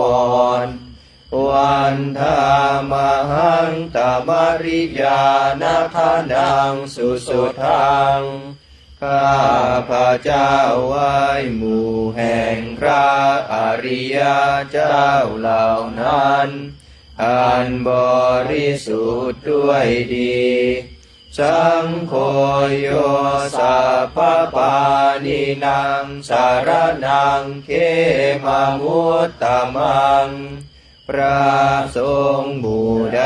เป็นสารณะอันเกษมสูงสุดของสัตว์ทั้งหลายตติยานุสติทานังวันทามิตังสิเรนะหังข้าพระเจ้าไหว้พระสงฆ์หมู่นั้นอันเป็นที่ตั้งแห่งความระลึกองค์ที่สามด้วยเสียงกล่าวสังฆาสาหัสสมิทาโสวาสังโฆเมสามิกิสโรข้าพระเจ้าเป็นทาสของพระสงฆ์พระสงฆ์เป็นนายมีอิสระเหนือข้าพระเจ้าสังโฆทุกขาสักขาตาจาวิทาตาจาหิตาสเมพระสงฆ์เป็นเครื่องกำจัดทุกข์และทรงไว้ซึ่งประโยชน์แก่ข้าพระเจ้าสังฆัสสะหังนิยาเทมิสาริรันชีวิตันจิทังข้าพระเจ้ามอบกายถวายชีวิตนี้แด่พระสงฆ์วันทันโตหังจริสามิสังฆัสโสปฏิปันนตังข้าพระเจ้าผู้ไหว้อยู่จากพระพฤติตามซึ่งความปฏิบัติดีของพระสงฆ์นาทิเมสารนังอัญญังสังโฆเมสารนังวรังสารณะอื่นของข้าพระเจ้าไม่มีพระสงฆ์เป็นสารณะอันประเสริฐของข้าพระเจ้าเอเตนะสัจวัชเชนะวัตยังสัตตุสาสเนด้วยการกล่าวคำสัตย์นี้ข้าพระเจ้าพึงเจริญในพระศาสนาของพระศาสดาสังฆังเมวันธมาเนนะยังปุญญังปัสสุตังอิทาข้าพระเจ้าผู้ไหว้อยู่ซึ่งพระสงฆ์ได้ควรควายบุญใดในบัดนี้สัพเพปิอันตรายาเมมาเหสุงตัสสะเตชะสาอันตรายทั้งปวงอย่าได้มีแก่ข้าพระเจ้าด้วยเดชแห่งบุญนั้นกายเยนะวาจายวะเจตสาวาด้วยกายก็ดีด้วยวาจาก็ดีด้วยใจก็ดีสังเคกุกรรมังปะกะตังมายายังกรรมหน้าติเตียนอันใดที่ข้าพระเจ้ากระทำแล้วในพระสงฆ์สังโฆปฏิคันหตุอาจยันตังขอพระสงฆ์จงงดซึ่งโทษล่วงเกินอันนั้นกาลันตะเรสังวริตุงวาสังเคเพื่อการสำรวมระวังในพระสงฆ์ในการต่อไป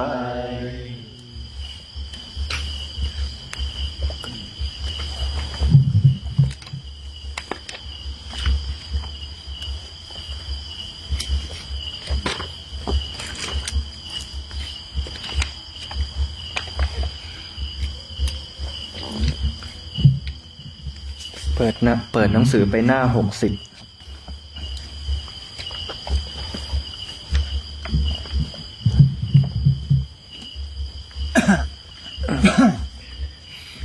หันธรรมยังชยมังคละคาทายโยพนามาเสอาหุงสหาจามาพินิมมิตาสาวุทันตังครีเมฆารังอุทิตาโคราสเสนามาราทานาทิธรรมวิธินาชิตาวามุนินโทตันเตชะสาภาวะตุเตชัยมังคลานีด้วยเดชานุภาพของพระสัมมาสัมพุทธเจ้าผู้เป็นจอมมุนีได้ทรงชนะพยามารซึ่งได้เนรมิตแขนตั้งพันถืออาวุธครบมือขี่ช้างพลายคีรีเมธพร้อมด้วยเสนามารโห่ร้องคือกองด้วยธรรมวิธีมีทานบารมีเป็นต้นนั้นขอชัยมงคลทั้งหลายจงมีแก่ท่านมาราติเรกามพิโยจิตาสัพพราติงโครัมปนาลาวะกามะกามทัตตยาคังคันติสุทันตวิธินาชิตาวามุนินโททันเตชะสาภาวะตุเตชัยมังคลานีด้วยเดชานุภาพของพระสัมมาสัมพุทธเจ้าผู้เป็นจอมมุนีได้ทรงชนะอาลวะกยักษ์ดุร้ายผู้มีจิตกระด้างลำพองหยาบช้ายิ่งกว่าพยามารเข้ามารุกรานราวีตลอดรุ่งราตรีด้วยวิธีทรมานเป็นอย่างดีคือขันติธรรมนั้นขอชัยมงคลทั้งหลายจงมีแก่ท่านนาลากิริงปัชวรังอติมาตาภูตังทาวาทิจักกามสนิวสุทารุนันตังเมตัมภูเสขวิธินาชิตาวามุนินโทตันเตชะสาภาวะตุเตชัยมังคลานีด้วยเดชานุภาพของพระสัมมาสัมพุทธเจ้าผู้เป็นจอมมุนีได้ทรงชนะพยาช้างนาลาคิรีซึ่งกำลังเมามานร้ายแรงเหมือนไฟป่าลุกลามร้องโกจนาดเหมือนฟ้าฟาดด้วยวิธีลดลงด้วยน้ำคือพระเมตตานั้นขอชัยมงคลทั้งหลายจงมีแก่ท่านอุคิตาขัดกามติหาตาสุทารุนันตาทาวันติโยชนะปะทังคุลิมาลาวันตังอิทธิพิสังคตามโนชิตาวามุนินโทตันเตชะสาภาวะตุเตชัยมังคลานีด้วยเดชานุภาพของพระสัมมาสัมพุทธเจ้าผู้เป็นจอมมุนี ได้ทรงชนะองคุลิมานจนทารุณร้ายกาจนักทั้งฝีมือเยี่ยมควงดาบไล่พระองค์ไปตลอดทางสามโยชน์ด้วยอิทธิปาฏิหาริย์นั้นขอชัยมงคลทั้งหลายจงมีแก่ท่านกาตวานากาตมุทารังอิวะคาพินิยาจินจายทุทวจนังชนะกายมัจเจสันเตนะโสมาวิธินาชิตวามุนินโทตันเตชะสาภาวะตุเตชัยมังคลานีด้วยเดชานุภาพของพระสัมมาสัมพุทธเจ้าผู้เป็นจอมมุนีได้ทรงชนะนางจินจามานวิกาที่ทำมารยาเสแสร้งกล่าวโทษพระองค์โดยผูกท่อนไม้กลมแนบเข้ากับท้องทำเป็นประดุจมีท้องแก่ด้วยสมาธิวิธีในท่ามกลางประชุมชนขอชัยมงคลทั้งหลายจงมีแก่ท่านสัจจังวิหายมติสัจจกวาทะเกตุงวาทาพิโรปิตมนังอติอันทะภูตังปัญญาปฏิปัจจลิโตชิตวามุนินโตตันเตชะสาภาวะตุเตชัยมังคลานีด้วยเดชานุภาพของพระสัมมาสัมพุทธเจ้าผู้เป็นจอมมุนีผู้รุ่งเรืองด้วยดวงประทีปคือพระปัญญาได้พบทางชนะสัจจกนิครนผู้มีนิสัยตลกตะแลงมีสันดานโอ้อวดมืดมนด้วยเทศนายานวิธีนั้นขอชัยมงคลทั้งหลายจงมีแก่ท่านนันโทปานันทพุชคังวิพุทังมาหิทิงปุเตนะเทระพุชเข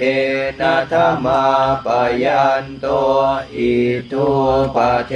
สวิธินาชิตวามุนินโทตันเตชะสาภาวะตุเตชัยมังคลานีด้วยเดชานุภาพของพระสัมมาสัมพุทธเจ้า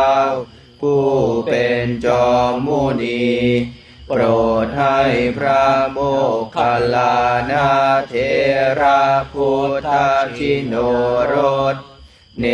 รมิตกายเป็นนาคราชไปทรมานนันโทปนันทนาคราชผู้มีฤทธิ์มากแต่มีความรู้ผิดด้วยวิธีแสดงอุปาเทแห่งฤทธิ์นั้นขอชัยมงคลทั้งหลายจงมีแก่ท่านทุกขาหาทิติพุชเคนะสุทัตถาหาทังพระมวิสุทธิชุติมิตติภากาพิธานังญาณาคเทนะวิธินาชิตวามุนินโทตันเตชะสาภาวะตุเตชัยมังคลานีด้วยเดชานุภาพของพระสัมมาสัมพุทธเจ้าผู้เป็นจอมมุนี ได้ทรงชนะท้าวพระกาพรหมผู้มีฤทธิ์มีความสำคัญตนผิดว่าเป็นผู้มีฤทธิ์รุ่งเรืองด้วยวิสุทธิคุณถือมั่นด้วยมิจฉาทิฏฐิเหมือนดังงูร้ายกำลังตรึงรัดไว้แน่นแฟ้นด้วยวิธีประทานยาพิเศษคือเทศนายานั้นขอชัยมงคลทั้งหลายจงมีแก่ท่านเอตาปิพุทธชยมังกลาอัตถคาทายโยวาจโนทินาทิเนสารเตมตันทีหิตวานเนกวิวิธานิจุปัตตวานิโมกขังสุขังอธิคมยานโรสปัญโยนรชนใดไม่เกียจคร้านสวดก็ดีระลึกก็ดีซึ่งพระพุทธชัยมงคล8คาถาแม้เหล่านี้ทุกวันนรชนนั้นจะพึงละเสียได้ซึ่งอุปาทวะอันตรายทั้งหลายมีประการต่างๆเป็นอเนกถึงซึ่งวิโมกข์สิวาลัยอันเป็นบรมสุขแลเปิดหนังสือไปหน้า97ครับ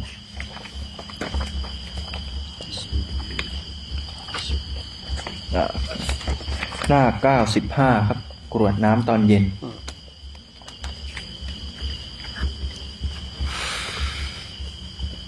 หันธรรมยังอุทิศนาทิธานคาทายโยพนามาเสอิมินาปุญญกรรมเมนาด้วยบุญนี้อุทิศให้อุปาชายาคุณุตราอุปาชาผู้เลิศคุณอาจาริยุปการาจาและอาจารย์ผู้เกื้อหนุนมาตาปิตาจยาตกาทั้งพ่อแม่และพวงญาติสุริโยจันทิมาราชาสุนจันและราชาคุณวันตานาราปิจาผู้ทรงคุณหรือสูงชาติพระมาราชอินทาจาพรหมาและอินทราชโลกปาลาจะเทวตาทั้งถวยเทพและโลกบาลยะโมมิตามนุสาจายมราชมนุษย์มิตรมาชาตาเวริกาปิจาผู้เป็นกลางผู้จอมพลานสัพเพสัตตาสุขีโหนตุขอให้เป็นสุขสันต์ทุกทั่วหน้าอย่าทุกข์ทนปุญญานิปกตานิเมบุญพ้องที่ข้าทำจงช่วยอำนวยสุภาพลสุขังจติวิทังเทนตุให้สุขสามอย่างล้นขีปังปะเปทโวมาตังให้รู้ถึงนิพพานพลัน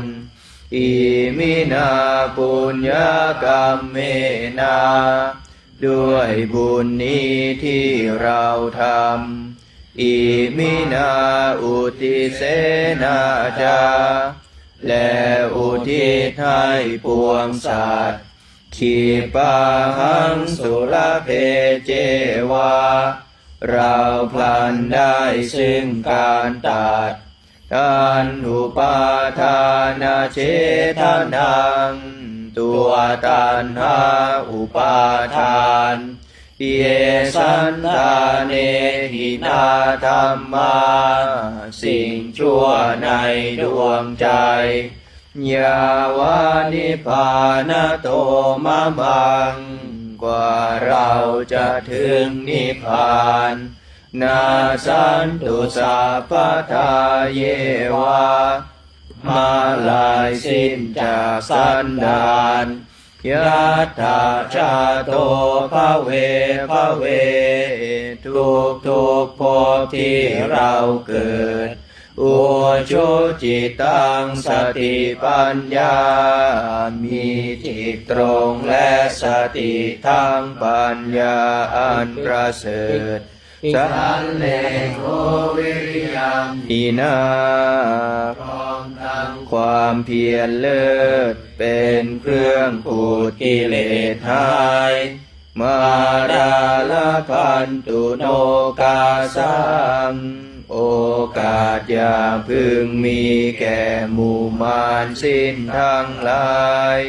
กาตุนจะวิริเยสุเม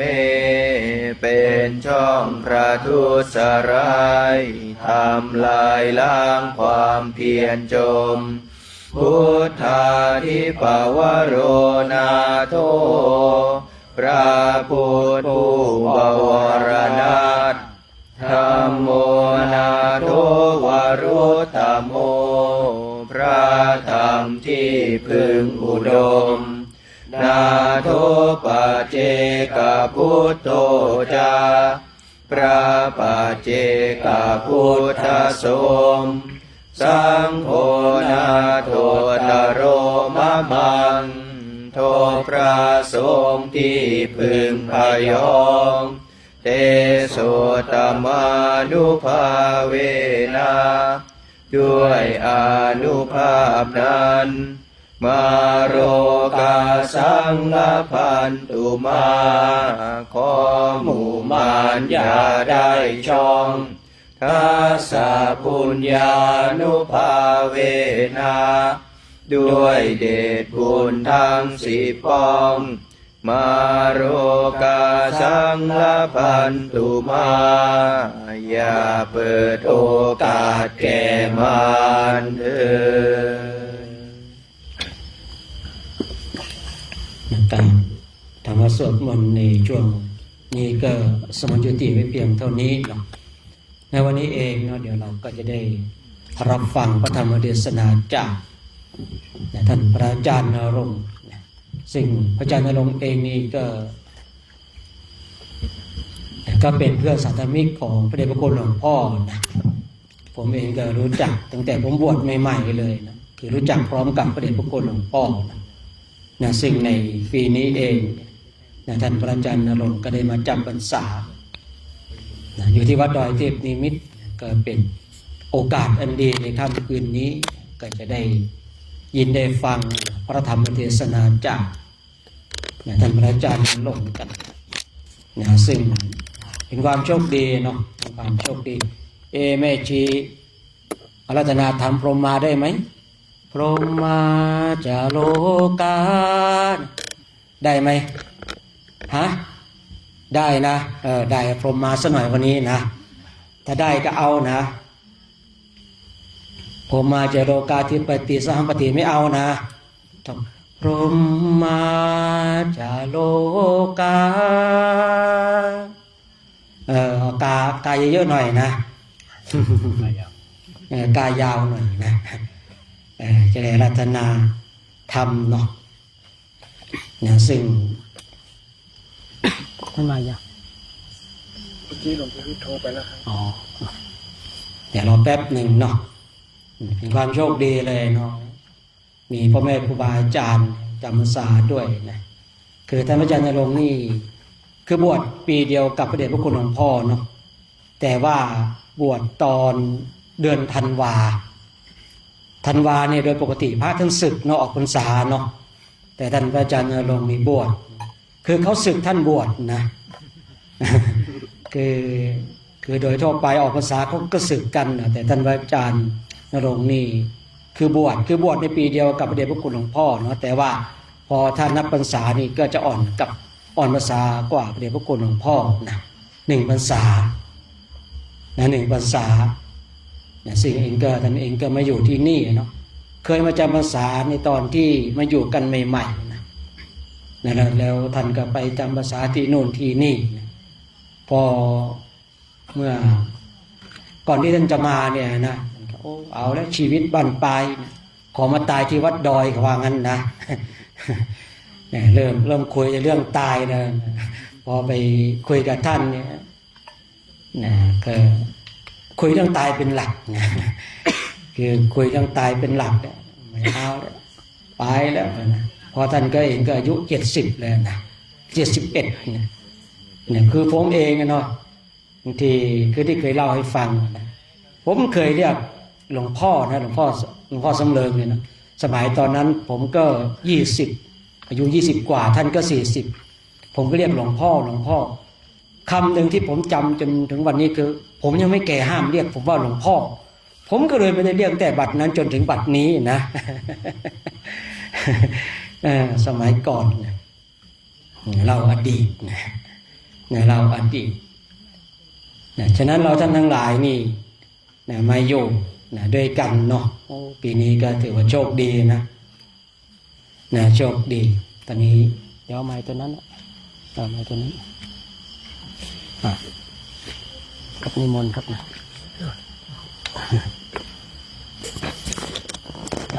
เดี๋ยวจากตัวนั้นก็ได้นะตัวสายก็ได้นะ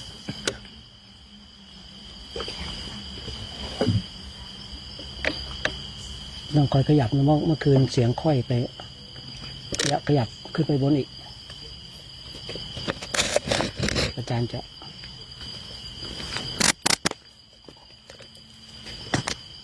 เอาไม้แล้วไปให้แม่ชีรัตนาทำครับเอาสักหน่อยครับเดี๋ยวถือว่าเป็นมงคลนิมิตหมายที่ดีเนาะเดี๋ยวคณะพระภิกษุสงฆ์จะได้กราบท่านพระอาจารย์กันเนาะเพราะว่าเรากราบพ่อแม่ครูบาอาจารย์ถือว่าเป็นมงคลอันสูงสุดซึ่งในวันนี้เนาะคณะพระภิกษุสงฆ์ทางสป.เราได้เดินทางมาถึงทั้งหมด41ชีวิตเนาะ41ชีวิตนะพร้อมกับคณะพระสงฆ์ที่อยู่วัดดอยก็ประมาณ20กว่าชีวิตนะก็รวมๆแล้วก็ประมาณ60ชีวิตนะที่อยู่วัดดอยวันนี้ฉะนั้นคณะพระภิกษุสงฆ์จะได้กราบท่านพระอาจารย์ลงกันพร้อมกันแล้วกราบ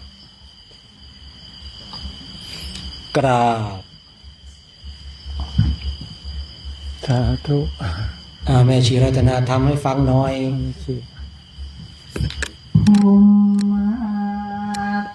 โลกาสิปฏิสัมปติสาธันเริอัน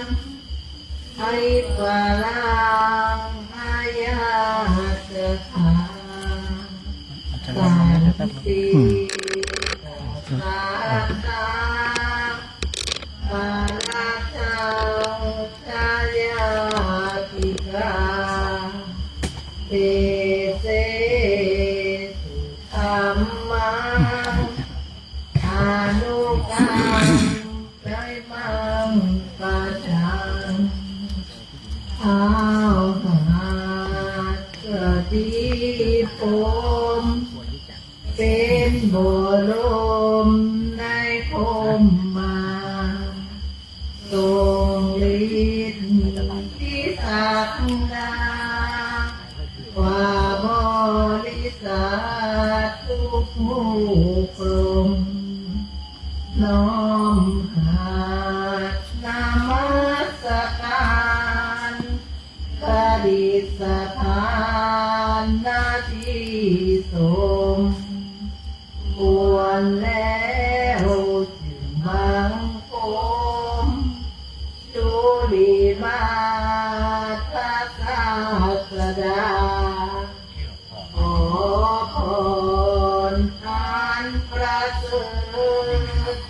วาลาเรือเข้าลาดวงศาสตร์ในโลกากิเลสน้อยก็ยังมีขอองค์พระจอมฟ้าสู่ธรรมาทานุทีโปรดปวงประชาชีท่านจงโปรดแสดงธรรมนิมนต์ท่านเจ้าค่ะผู้พิชาอันเลิศล้ำโปรดแสดงพระสัจธรรมเทศนาภาวาทีเพื่อให้สำลิดผลแก่ปวงชนบรรดามีดูสุขเกษมศรีสมดังเจตนาคืออาลาภานานังกาโลมา ขอนอบน้อม เปิดยัง แด่องค์สมเด็จ นะครับ พระบรมศาสดาอรหันตสัมมาสัมพุทธเจ้า ซึ่งเป็นผู้ไกลจากกิเลส สุดเลย ตรัสรู้ดีโดยชอบด้วยพระองค์เองพระองค์ทรงเป็นผู้รู้ผู้ตื่นผู้เบิกบาน เป็นบุรพาจารย์ของเหล่าเทวดาและมนุษย์ทั้งหลาย ด้วยพระเมตตาและพระปัญญาอันบริสุทธิ์ยิ่ง ที่เต็มเปี่ยมล้นอยู่ในดวงใจของพระองค์พระองค์ทรงจำแนกแจกแจงแสดงธรรมสละช่วยเหลือเกื้อกูล แก่เวนยสัตว์ทั้งหลายโดยทั่วหน้า ไม่เห็นแก่ความในยากลำบากพระวรกายของพระองค์แต่ประการใด จนตราบดับขันธ์เข้าสู่ปรินิพพาน ขอนอบน้อมแด่พระองค์ด้วยกายวาจาใจเนื้อดวงใจเนื้อเสียนกล้าวโดยเถิดนะโมตัสสะภะคะวะโตอะระหะโตสัมมาสัมพุทธัสสะนะโมตัสสะภะคะวะโตอะระหะโตสัมมาสัมพุทธัสสะนะโมตัสสะภะคะวะโตอะระหะโตสัมมาสัมพุทธัสสะขันติประมังตโปติติขาธัมโมสกัจจังโสตโพติก็ขอถวายความเคารพพระเถรานุเถระเพื่อนสาธมิตรทุกรูปแล้วขอเจริญพรญาติโยมคณะแม่ชีทุกท่าน ก็นั่งตามสบายเบื้องหน้าต่อตอนนี้ไปก็จะได้ฟังธรรมะสุดสูสังลปเตปัญญังฟังดีๆจะได้ปัญญา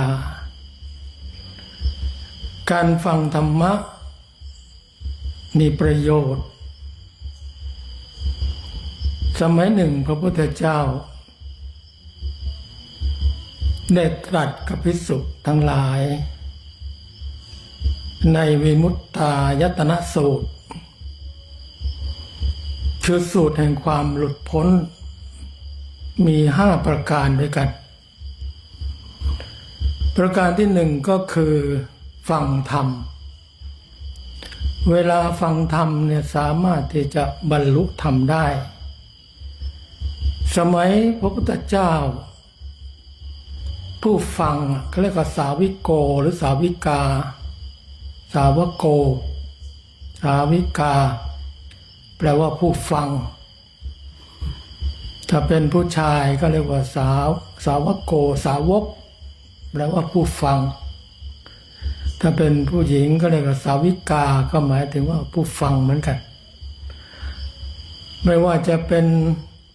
อริยสาวกต่างๆในสมัยพระองค์ล้วนแต่อาศัยการฟังภาษาลิบุตรฟังธรรมจากพระอัสสชิ พระโมคคัลลานะฟังธรรมจากภาษาลิบุตรล้วนแต่แม้แต่พระอานนท์ที่เป็นพระปัจฉาซึ่งเป็นผู้ติดตามหลังพระพุทธเจ้าอยู่เนืองๆก็อาศัยการฟังจากพระปุณณตานี เพราะฉะนั้นการฟังดีๆเนี่ยเราจะได้ปัญญาที่บอกว่าสุดสูสังวัปเตปัญญังรู้จักฟังที่ถี่ถ้วนไม่ด่วนหนีฟังด้วยดีเหตุผลค้นให้ทั่วก็ย่อมได้ปัญญาเข้าหาตัวเคยเขามัวก็ต้องหายสลายไปเพราะนั้นการที่เราฟังมันจะได้ปัญญาสิ่งที่เราไม่รู้ก็จะได้รู้ในประการแรกประการที่สองเขาเรียกว่าแสดงธรรมเวลาแสดงธรรมเนี่ยคือศึกษามาแล้วมาบอกกล่าวแสดงกับผู้อื่นผู้แสดงก็มีโอกาสที่จะบรรลุธรรมได้เหมือนกันในประการที่สองประการที่สามสาธยายธรรมอย่างท่านทั้งหลายได้สวดมนต์ถ้าเป็นมนต์แปลเนี่ยเราจะรู้ความหมายเมื่อรู้ความหมายเราจะเข้าใจพอว่าเข้าใจแล้วมันก็สามารถที่จะเป็นเวลาแห่งการบรรลุธรรมด้วยเหมือนกันประการที่สามฟังธรรมแสดงธรรมสาธยายธรรมคือการสวดมนต์ประการที่สี่คือพิจารณาธรรมยกหัวข้อธรรมอย่างใดอย่างหนึ่งเช่นยกขันธ์ห้ามาพิจารณาแล้วรู้แจ้งในขันธ์ห้าก็สามารถที่จะบรรลุธรรมได้เหมือนกันประการสุดท้ายก็คือการปฏิบัติอะไรก็คือปฏิบัติหลักธรรมนั่นแหละเช่นเรานั่งสมาธิหรือเดินจงกรมอย่างนี้ก็ถือว่ามีโอกาสที่จะได้บรรลุธรรมได้เหมือนกัน5ประการนี้ท่านเรียกว่าวิมุตตายตนะสูตรเป็นสูตรแห่งการบรรลุอะไรบรรลุนิพพานบรรลุเป็นพระอรหันต์ได้ในขณะที่ฟังธรรมแสดงธรรมสาธยายธรรมพิจารณาธรรมแล้วก็ปฏิบัติธรรมทั้ง5ประการเพราะฉะนั้นวันนี้เป็นโอกาสอันดีที่เราท่านทั้งหลายได้มาพบปะเจอกันเราได้ฟังธรรมก็ขอชื่นชมมีความชื่นชมยินดีจากพระคุณเจ้าที่มาจากทิศต่างๆแม้แต่มาจากสปป.ลาวได้ข่าวว่ามากันทั้งหมด41รูปก็มาเยอะนะขอแสดงความชื่นชมมาร่วมโครงการในการจาริกธรรมยตราคำว่าธรรมยตราเนี่ยหมายถึงก้าวไปด้วยธรรมคือเราเดินด้วยธรรมเดินด้วยสตินะเป้าหมายจริงๆแล้วก็เพื่อต้องการ ประกาศ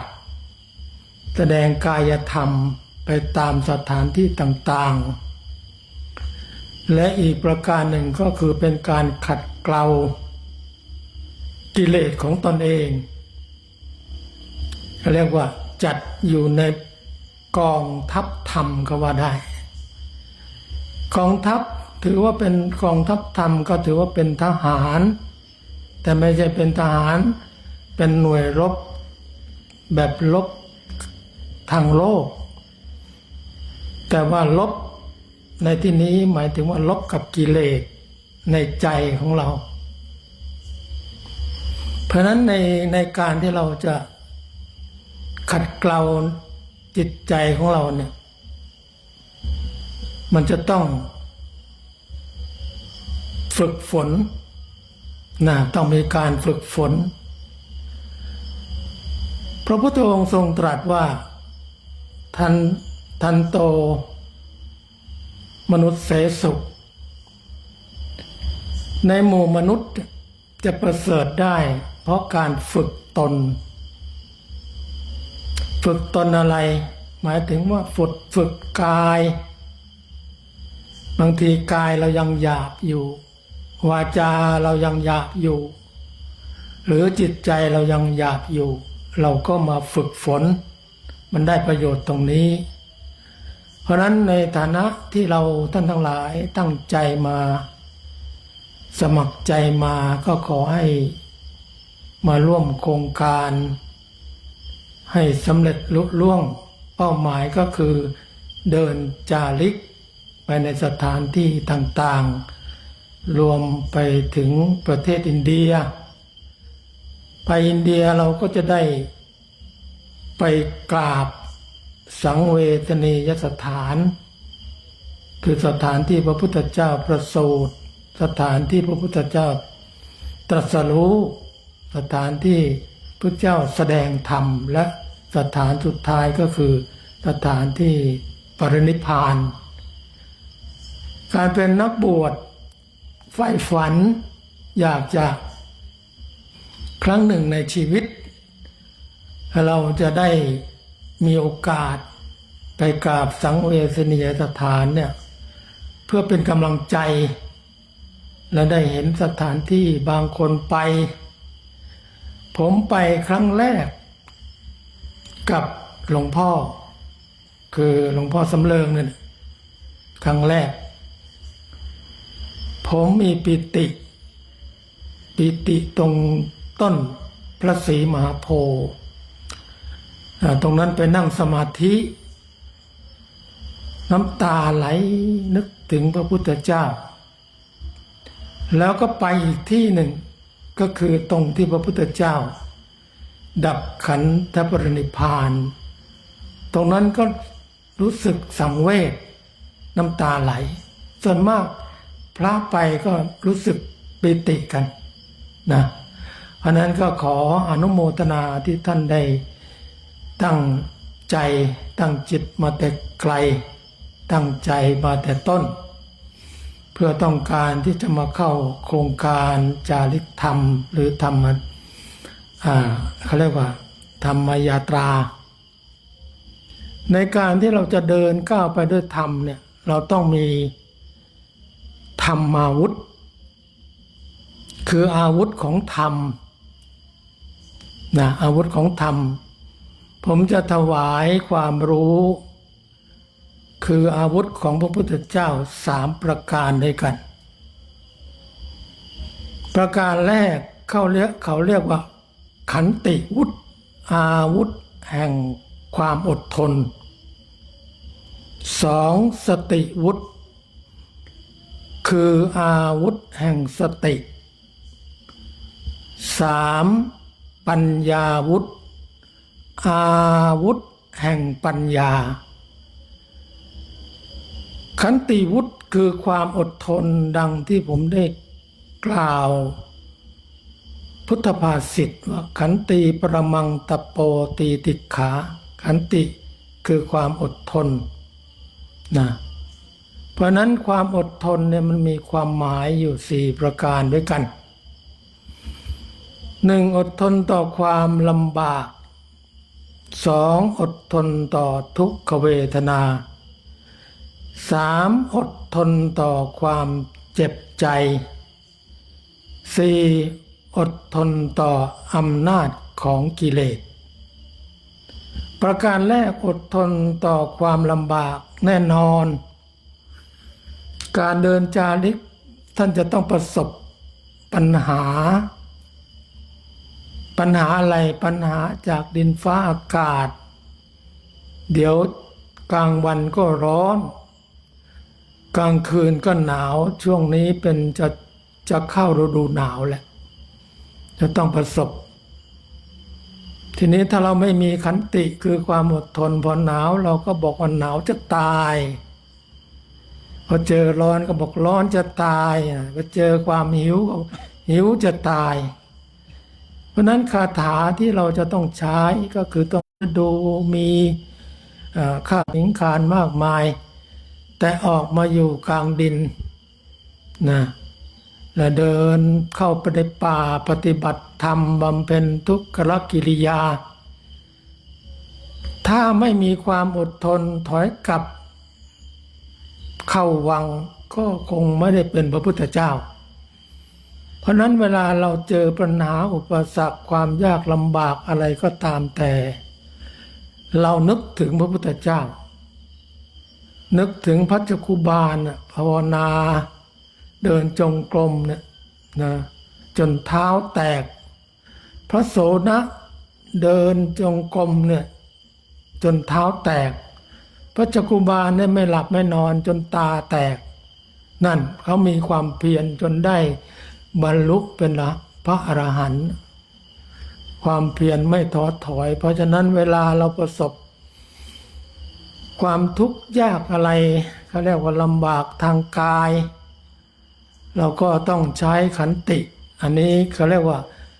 อดทนต่อความลำบากตรากตรำอดทนที่สองอดทนต่อทุกขเวทนาคือร่างกายสังขารของเราเนี่ยมันจะต้องประสบกับโรคภัยไข้เจ็บสารพัดในโรคในร่างกายของเราพระพุทธเจ้าท่านบอกว่าโลคานิทังรูปังโลคานิทังร่างกายเนี่ยเป็นรังของโลกสารพัดโลกทุกคนไม่มีที่จะไม่มีโรคดังบทกลอนที่ว่ามีกายอย่าได้หมายว่าจะเป็นสุขกับมีทุกข์มากมายหลายสถานนั่งนานๆท่านก็ตาสองข้างปิดปากซะบ้างแล้วจะได้นั่งนอนสบายนะปากดังปูหูตะก้าตาตะแกงปากไม่แป้งหูไม่อ้าตาไม่เห็นเป็นหลักธรรมนำให้หัวใจเย็นคนควรเป็นเช่นนั้นบ้างในบางคราวเห็นไหมคือไม่รู้ไม่ชี้ดีนักรู้จักใช้ฟังอะไรไม่หนิงนั่งนิ่งเฉยไม่ก่อเรื่องเครื่องทุกข์สุขสเบยใครไม่เคยลองดูจะรู้นาเขาทำดีทำชั่วตัวของเขาอย่าหาเหาใส่ตัวของตัวหนามันจะทุกข์อุราของเรานะเพราะฉะนั้นเราไม่รู้ไม่ชี้บ้างก็ดีเวลาเราอยู่ได้ฟังคำพูดของคนเพื่อนคณะไม่ถูกใจเราก็นิ่งไว้ก็ดีเก็บไว้นะไม่ต้องไปแสดงออกไม่ต้องไปโต้วาทะกันมันก็จะเกิดลุกลามเกิดการทะเลาะเบาะแว้งนะเพราะฉะนั้นเราอดทนต่อความเจ็บใจได้มันก็สบายอุราของเรานะอดทนที่สามอดทนที่สี่อดทนต่ออำนาจของกิเลสเห็นไหมในใจของเราทุกๆคนเนี่ยมันมีกิเลสไม่ว่าจะโลภะโทสะโมหะนะเราก็ต้องอดทนเวลามันมีโลภะอย่ามันจะให้มันแสดงออกควบคุมมันไว้บ้างโทสะก็ควบคุมไว้บ้างความหลงก็ควบคุมไว้บ้างถ้าเราไม่ควบคุมมันก็จะไหลออกมาโลภก็ตาโตเลย โทสะก็ตาขุ่นตาเขียว เพราะนั้นเรามีความอดทนต่ออำนาจของกิเลสถ้าคนชาวโลกเขาไม่มีความอดทนกันต่ออำนาจกิเลสเวลาโลภมากๆก็ต้องทำไงลักขโมยปล้นจี้นะคอร์รัปชันเนี่ยเขาเรียกโลภะไม่ได้ควบคุมถูกกิเลสมันใช้งานไปเพราะฉะนั้นเราก็ควบคุมความโลภความโกรธชาวโลกก็ตายเพราะความโลภความโกรธความหลงมันมีเรื่องนิทานโบราณนะเขาเล่าไว้เขาบอกว่ามีช้างอยู่โขลงหนึ่งช้างโขลงนี้หัวหน้าโขลงมันมีทั้งหมดก็เป็นเขาเรียกเป็นเชือกอะมีหลายตัวนั่นแหละมีเชือกเขาเรียกเชือกช่วงนั้นเป็นช่วงฤดูแล้งหัวหน้าโขลงก็พาไปอาหารมันขาดแคลนพออาหารขาดแคลนแล้วก็ช้างก็สูบผอมมันมีช้างตัวหนึ่งคิดอยู่ว่าถ้าเราขืนอยู่ในโขลงต่อไปเราก็จะต้องอดตายก็เลยแยกออกจากโขลงไปกินใบไม้กินอ้อยกินผลไม้ไปเจอใบไผ่อ่อนๆและเล็มใบไผ่จนอิ่มอดมานานเนาะก็เลยไปไม่ไหวนอนเลยนอนใกล้ๆต้นไผ่พอนอนใกล้ๆต้นไผ่แล้วพระบังเอิญไปนอนทับเอารูงูเห่าก็งูเห่าออกจากรูไม่ได้ก็ไม่มีช้างมานอนปิดก็เลยฉกช้างด้วยพิษร้ายแรงของงูเห่าช้างก็ถึงแก่ความตายส่วนงูเห่าออกมาไม่ได้อีกงูเห่าก็ไม่มีอาหารในที่สุดงูเห่าก็ตายทีนี้กล่าวถึงแร้งนกแร้งบินผ่านมาเห็นช้างตายก็นึกว่าเราจะกินส่วนไหนดีก็นึกว่าชอบไส้ก็เลยค่อยๆเจาะทางทวารเจาะเข้าไปกินเพลินจนช้างนั้นแฟบลงในที่สุดแร้งก็หาทางออกไม่ได้แร้งก็ตายถามว่าสัตว์ทั้ง3ชนิดนี้ตายเพราะอะไรช้างตายเพราะอะไรงูเห่าตายเพราะอะไรแร้งตายเพราะอะไรคำตอบก็คือช้างตายก็กินโลภจัดอยู่ในความโลภส่วนงูเห่าตายนั่นตายเพราะความโกรธนะถ้าไม่โกรธไม่โมโหโทโสซะแล้วอยู่สักพักเดี๋ยวแล้วช้างก็ต้องลุกจากไปแต่ว่าด้วยความโมโหกัดช้างตายตัวเองก็เลยตายไปด้วยไม่มีอาหารส่วนแร้งตายนั่นตายด้วยความหลงก็กินข้างนอกก็ไม่กินไปกินเอาข้างในนั้นในที่สุดช้างก็แฟบลงเพราะนั้นสัตว์3ชนิดนี้ช้างก็ดีงูก็ดีแร้งก็ดีเนี่ยตายเพราะกิเลสเหมือนกันตายเพราะความโลภความโกรธความหลงมนุษย์ส่วนมากถ้ามาได้พบธรรมคำสอนขององค์พระสัมมาสัมพุทธเจ้าแล้วมันอยู่กับกองกิเลสแล้วในที่สุดก็ตายไปกับกองกิเลสแล้วก็กิเลสก็จะเป็นเหตุให้เกิดทำกรรมพอทำกรรมแล้วในที่สุดก็จะได้วิบากคือผลของกรรม ทั้งสามประการนี้โลภโกรธหลงนี่แหละจะทำให้เราวนเวียนอยู่ในวัฏฏะสงสาร เพราะฉะนั้นเนี่ยกิเลสทั้งสามประการเนี่ยเวลามีขึ้นมาเราก็ต้องใช้ขันติธรรมคือความอดทนนี่ก็เรียกว่าเป็นอาวุธของพระถ้าไม่มีอาวุธตายเหมือนกันนะต้องมีความอดทนต่อความลำบากอดทนต่อทุกขเวทนาอดทนต่อความเจ็บใจแล้วก็อดทนต่ออำนาจของกิเลสนี่อาวุธข้อแรกคือขันติวุฒิอาวุธข้อที่สองคือสติวุฒิสติวุฒิในที่นี้หมายความว่าสติที่เป็นสัมมาสติไม่ใช่สติของคนทั่วไปทีนี้สัมมาสติเนี่ยเรามาใช้อย่างไรสัมมาสตินี่มันอยู่ในองค์มรรคนะเขาเรียกว่าสัมมาสติอยู่ในองค์มรรคสัมมาสติในคำสอนพระพุทธเจ้าก็คือสติปัฏฐานสี่สติปัฏฐานสี่ก็คือกายานุปัสสนาสติปัฏฐาน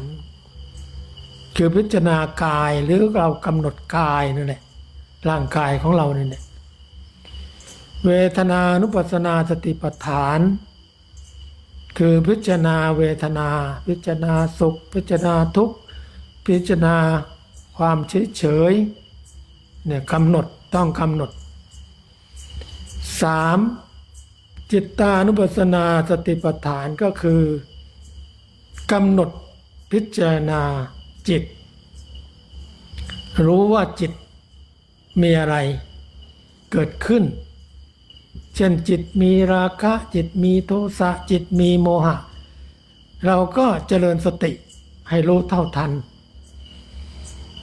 ประการที่สี่ธรรมานุปัสสนาสติปัฏฐานเราก็กำหนดธรรมเห็นสภาพธรรมทั้งหลายไม่ว่าจะเป็นกายก็ดีจะเป็นเวทนาก็ดีไม่ว่าจะเป็นจิตคือความคิดก็ดีเป็นสิ่งที่ปรากฏขึ้นตั้งอยู่แล้วในที่สุดก็ดับไปเขาเรียกว่าอุปาทะเกิดขึ้นทิฏฐิตั้งอยู่พังคะแตกสลายไปกำหนดสติปัฏฐานสี่พุทธเจ้าท่านบอกว่าให้กำหนดอย่างไรให้กำหนดที่กายเราเนี่ยเช่นขนาดนี้เนี่ยเรารู้สึกตัวไหมรู้สึกตัวว่าเรานั่งอย่างไรมือวางอย่างไรนะให้รู้สึกเนี่ยเขาเรียกว่าการรู้สึกตัวจะยืนเมื่อยืนก็รู้ชัดว่ากำลังยืนเมื่อเดินเราเดินบิณฑบาตก็รู้ชัดว่าเรากำลังเดินให้เรารู้สึกตัวเดินจงกรมก็รู้สึกตัวว่ากำลังเดินเมื่อนั่งก็รู้ชัดว่ากำลังนั่งเมื่อนอนก็รู้ชัดว่ากำลังนอนเมื่อกายเคลื่อนไหวอริยบททำกิจกรรมต่างๆไม่ว่าจะทำล้างบาตรห่มจีวร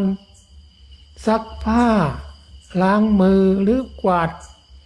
ขยะกวาดใบไม้อย่างนี้เป็นการฝึกสติให้รู้สึกตัวเขาเรียกว่ากายคตาสติเมื่อเรารู้สึกตัวมากขึ้นตัวรู้สึกตัวนั่นแหละตัว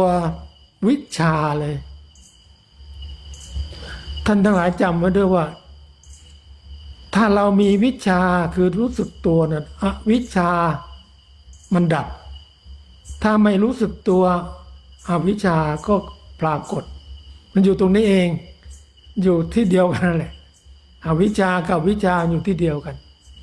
ไม่รู้สึกตัวเป็นอวิชชาแต่ถ้ารู้สึกตัวเป็นวิชาเพราะฉะนั้นเราก็ฝึกสติปัฏฐานสี่ให้รู้สึกกายแล้วก็รู้สึกเวทนาเกิดขึ้นเราก็รู้สึกจิต คิดอะไรเราก็รู้สึกธรรมะที่ปรากฏความเกิดขึ้นตั้งอยู่ดับไปเราก็รู้สึกเพราะนั้นสั้นๆการฝึกกายคตาสติคือรู้กายเคลื่อนไหวแล้วเราก็รู้ใจนึกคิดถ้าใครทำได้ต่อเนื่องจบจบกิจรู้กายตลอดทำอะไรเราก็รู้สึกตัวอยู่กับปัจจุบันธรรมแล้วก็ความคิดเกิดขึ้นที่มันเป็นจิตตสังขารจิตตสังขารหมายถึงความคิดเกิดขึ้นเราก็รู้สึกว่าขนาดนี้คิดดีก็รู้คิดไม่ดีก็รู้คิดเป็นกุศลก็รู้คิดเป็นอกุศลก็รู้เพียงแค่นี้แหละตัวนี้เป็นตัวสตินะเพราะฉะนั้นสติเตสังนิวรณังสติเป็นเครื่องกั้นกิเลสสติสัมปัฏฐปัตติยาสติเป็นสิ่งที่จำเป็นจะต้องใช้ทุกอริยบทการปฏิบัติธรรมคือ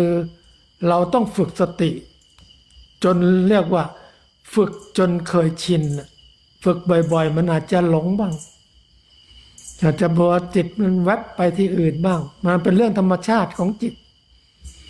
ธรรมชาติของจิตมันพุทธเจ้าท่านเปรียบเหมือนลิงเนี่ยมันจิตของเราก็เหมือนกันอาการของจิตท่านบอกว่าไงทุลังคมังบางท่านบางคนฟังแล้วได้ปัญญาได้ข้อคิดคือได้เกิดจากการฟังนั่นเองสุตตามยปัญญาเกิดจากการฟังจินตามยปัญญาเกิดจากความคิด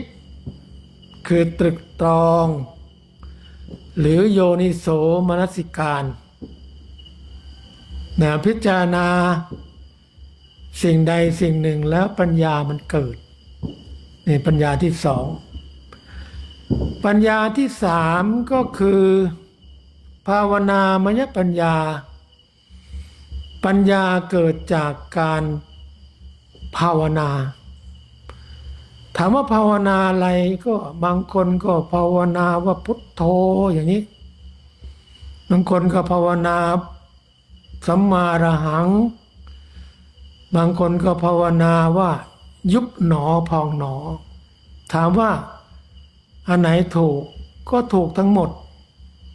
แล้วแต่จริตของใครที่ชอบแบบไหนแบบหลวงพ่อเทียนยกมือหรือหลวงพ่อธรรมทโลวัดไสงามก็ยกมือคือเจริญสติภาวนาได้เหมือนกันแต่ของพระพุทธเจ้าของพระอริยเจ้าทั้งหลายพระพุทธองค์ทรงตรัสกับพระอานนท์บอกว่าในการก่อนตรัสรู้ก็ดีในวันตรัสรู้ก็ดีหลังจากตรัสรู้แล้วก็ดีเราตถาคตอยู่ด้วยอานาปานสติเป็นวิหารธรรมคำว่าวิหารธรรมแปลว่าเครื่องอยู่ของพระพุทธเจ้าแม้เป็นพระพุทธเจ้าแล้วพระพุทธเจ้าอยู่กับลมหายใจนะหายใจเข้ารู้หายใจออกรู้แค่รู้อย่างเดียวทีนี้ตัวรู้เนี่ยรู้ลมเนี่ยถามว่าลมเป็นอะไรลมก็คือกายเพราะนั้นการดูลมก็คือเห็นกายในกายนั่นเองเห็นกายในกายเนี่ยหมายถึงว่าเห็นกายเกิดกายดับลมเนี่ยมันเกิดดับลมเกิดดับตลอดเพราะนั้นการเห็นลมเกิดดับมันไม่อยู่นิ่ง มันเปลี่ยนแปลง เพราะนั้นรูปเป็นรูปก็ได้ เป็นกายก็ได้ เพราะนั้นเวลาที่พระพุทธเจ้าแสดงธรรมกับปัญจวัคคีย์ถามพระปัญจวัคคีย์คือถามอัญญาโกฏัญญะวัปปะปฏิยะมหานามะอัสสชิ ท่านถามว่ารูปเที่ยงหรือไม่เที่ยงภิกษุทั้งหลายก็ตอบว่ารูปไม่เที่ยงพระเจ้าค่ะต้องเป็นทุกข์เมื่อไม่เที่ยงเป็นทุกข์แล้วมันก็เป็นอนัตตาด้วยเราบังคับลมได้ไหมหายใจเข้าแล้วไม่ให้หายใจออกไม่ได้มันบังคับไม่ได้แม้แต่เวทนาคืออะไรเวทนาก็คือสุขคือทุกข์คือเฉยๆมันก็ไม่เที่ยงเหมือนกันสัญญาความจำได้หมายรู้ในเรื่องอดีตต่างๆที่ผ่านมา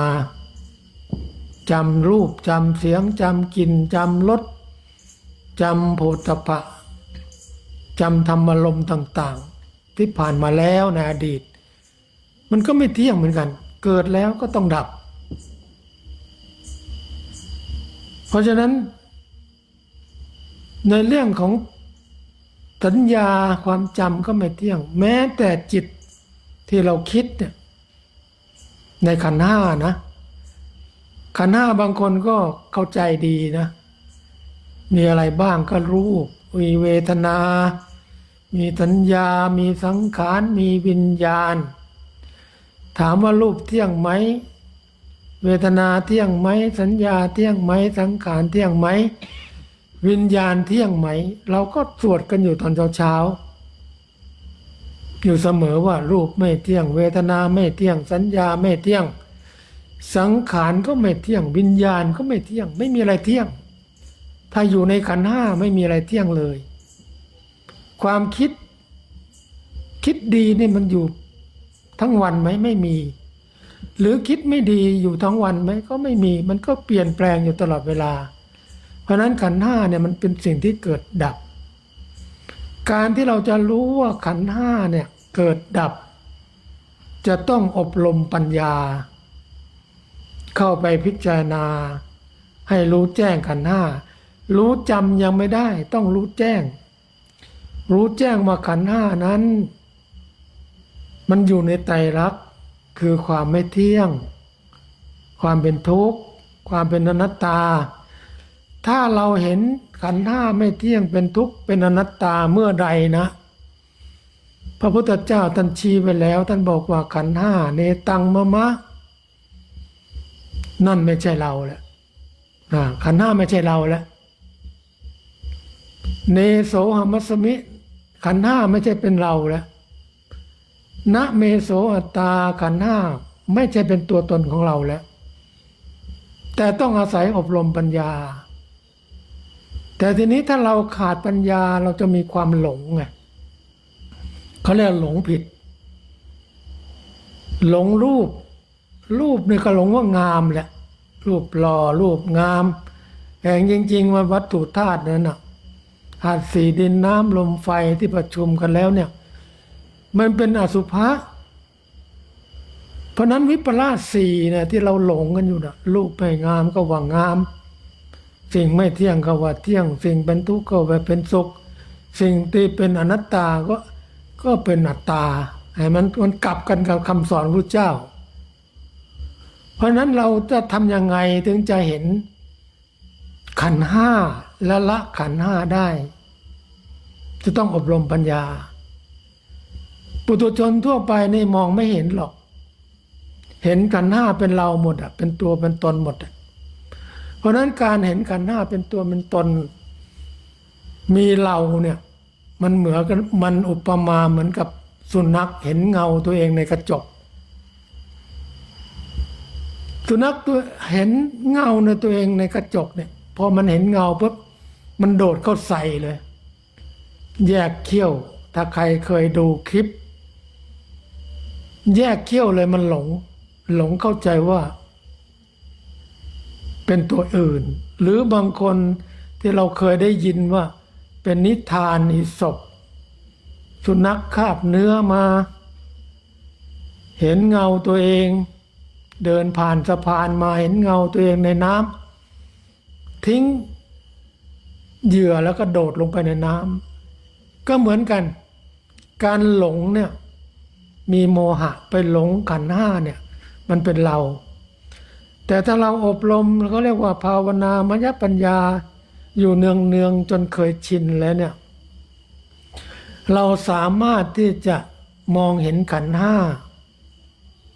ไม่ใช่เราแหละบุคคลถ้าเห็นขันธ์ห้าไม่ใช่เราเมื่อใดบุคคลนั้นก็เข้ากระแสเหมือนกับนางวิสาขาฟังธรรมตั้งแต่อายุ7 ขวบฟังธรรมแล้วเข้าใจเลยว่าขันธ์ห้าคือรูป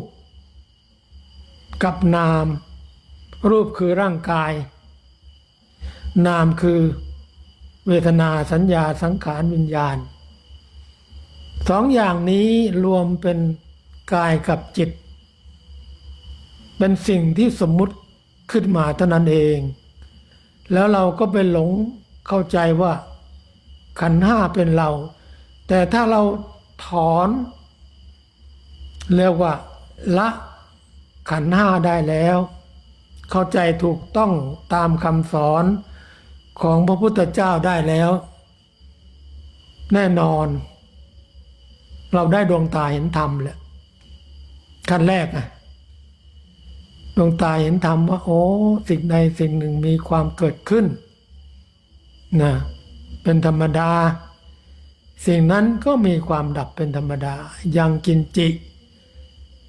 สมุทัยธรรมังสัพพันตังนิโรธธรรมังเพราะฉะนั้นทุกคนสามารถที่จะปฏิบัติตนเองให้เข้าถึงแก่นธรรมของพระพุทธเจ้าได้ถ้าเราปฏิบัติมากขึ้นเนี่ยอบรมปัญญามากขึ้นพิจารณาขันธ์ห้ามากขึ้นเห็นว่าขันธ์ห้ารูปก็ไม่เที่ยงเวทนาก็ไม่เที่ยงสัญญาก็ไม่เที่ยงสังขารก็ไม่เที่ยงวิญญาณที่มันรับอารมณ์มาทางตาหูจมูกลิ้นกายใจมันเกิดขึ้นตั้งอยู่ดับไปเนี่ยเราพิจารณาอยู่เนืองๆเราจะได้ดวงตาเห็นธรรมกันได้ทุกๆคนเพราะนั้นทุกๆคนเนี่ยมีเป้าหมายของการบวชเนี่ยเราต้องการเพื่อจะต้องได้พบแก่นธรรมเพราะนั้นวันนี้ผมได้ถวายความรู้เกี่ยวกับเรื่องธรรมาวุธคืออาวุธที่เราจะต้องนำไปใช้ในขณะที่เราได้จาริกธรรมหรือว่าธรรมยตราเดินจาริกสันติวุธคืออาวุธแห่งความอดทนถ้าไม่อดทนก็ไม่สามารถจะอยู่ในประการแรกประการที่สองก็สติวุธเดินไปเราก็ไม่อย่าส่งจิตไปที่อื่นจะทำอะไรเราก็พยายามมีสติรู้สึกตัวเนี่ยเขาเรียกว่าเจริญกายคตาสติเชื่อว่าปฏิบัติไม่ผิดเพราะพระพุทธเจ้าท่านบอกว่าถ้าเรารู้สึกตัวบ่อยๆรู้สึกตัวบ่อยๆเนี่ยมันสามารถไอ้ความรู้สึกตัวนั้นเนี่ยเขาเรียกว่าสติสัมปชัญญะนั่นแหละมันจะพัฒนากลายเป็นปัญญากลายเป็นปัญญาให้เรารู้แจ้งเพราะนั้นการที่จะเราเข้าถึงธรรมได้เราต้องใช้ธรรมะ3 ตัวนะ3 ตัวคืออะไรก็คือสติความรู้สึกตัวทั่วพร้อม2ความสงบคือสงบกายสงบวาจาแล้วก็สงบใจมีความสงบไม่คุยมากไม่พูดมากนะการสงบนี่เนี่ยเป็นสมาธิเนี่ยสงบทางกายสงบวาจาสงบใจเนี่ยเขาเรียกว่าสมาธิ ส่วนสุดท้ายก็คือปัญญา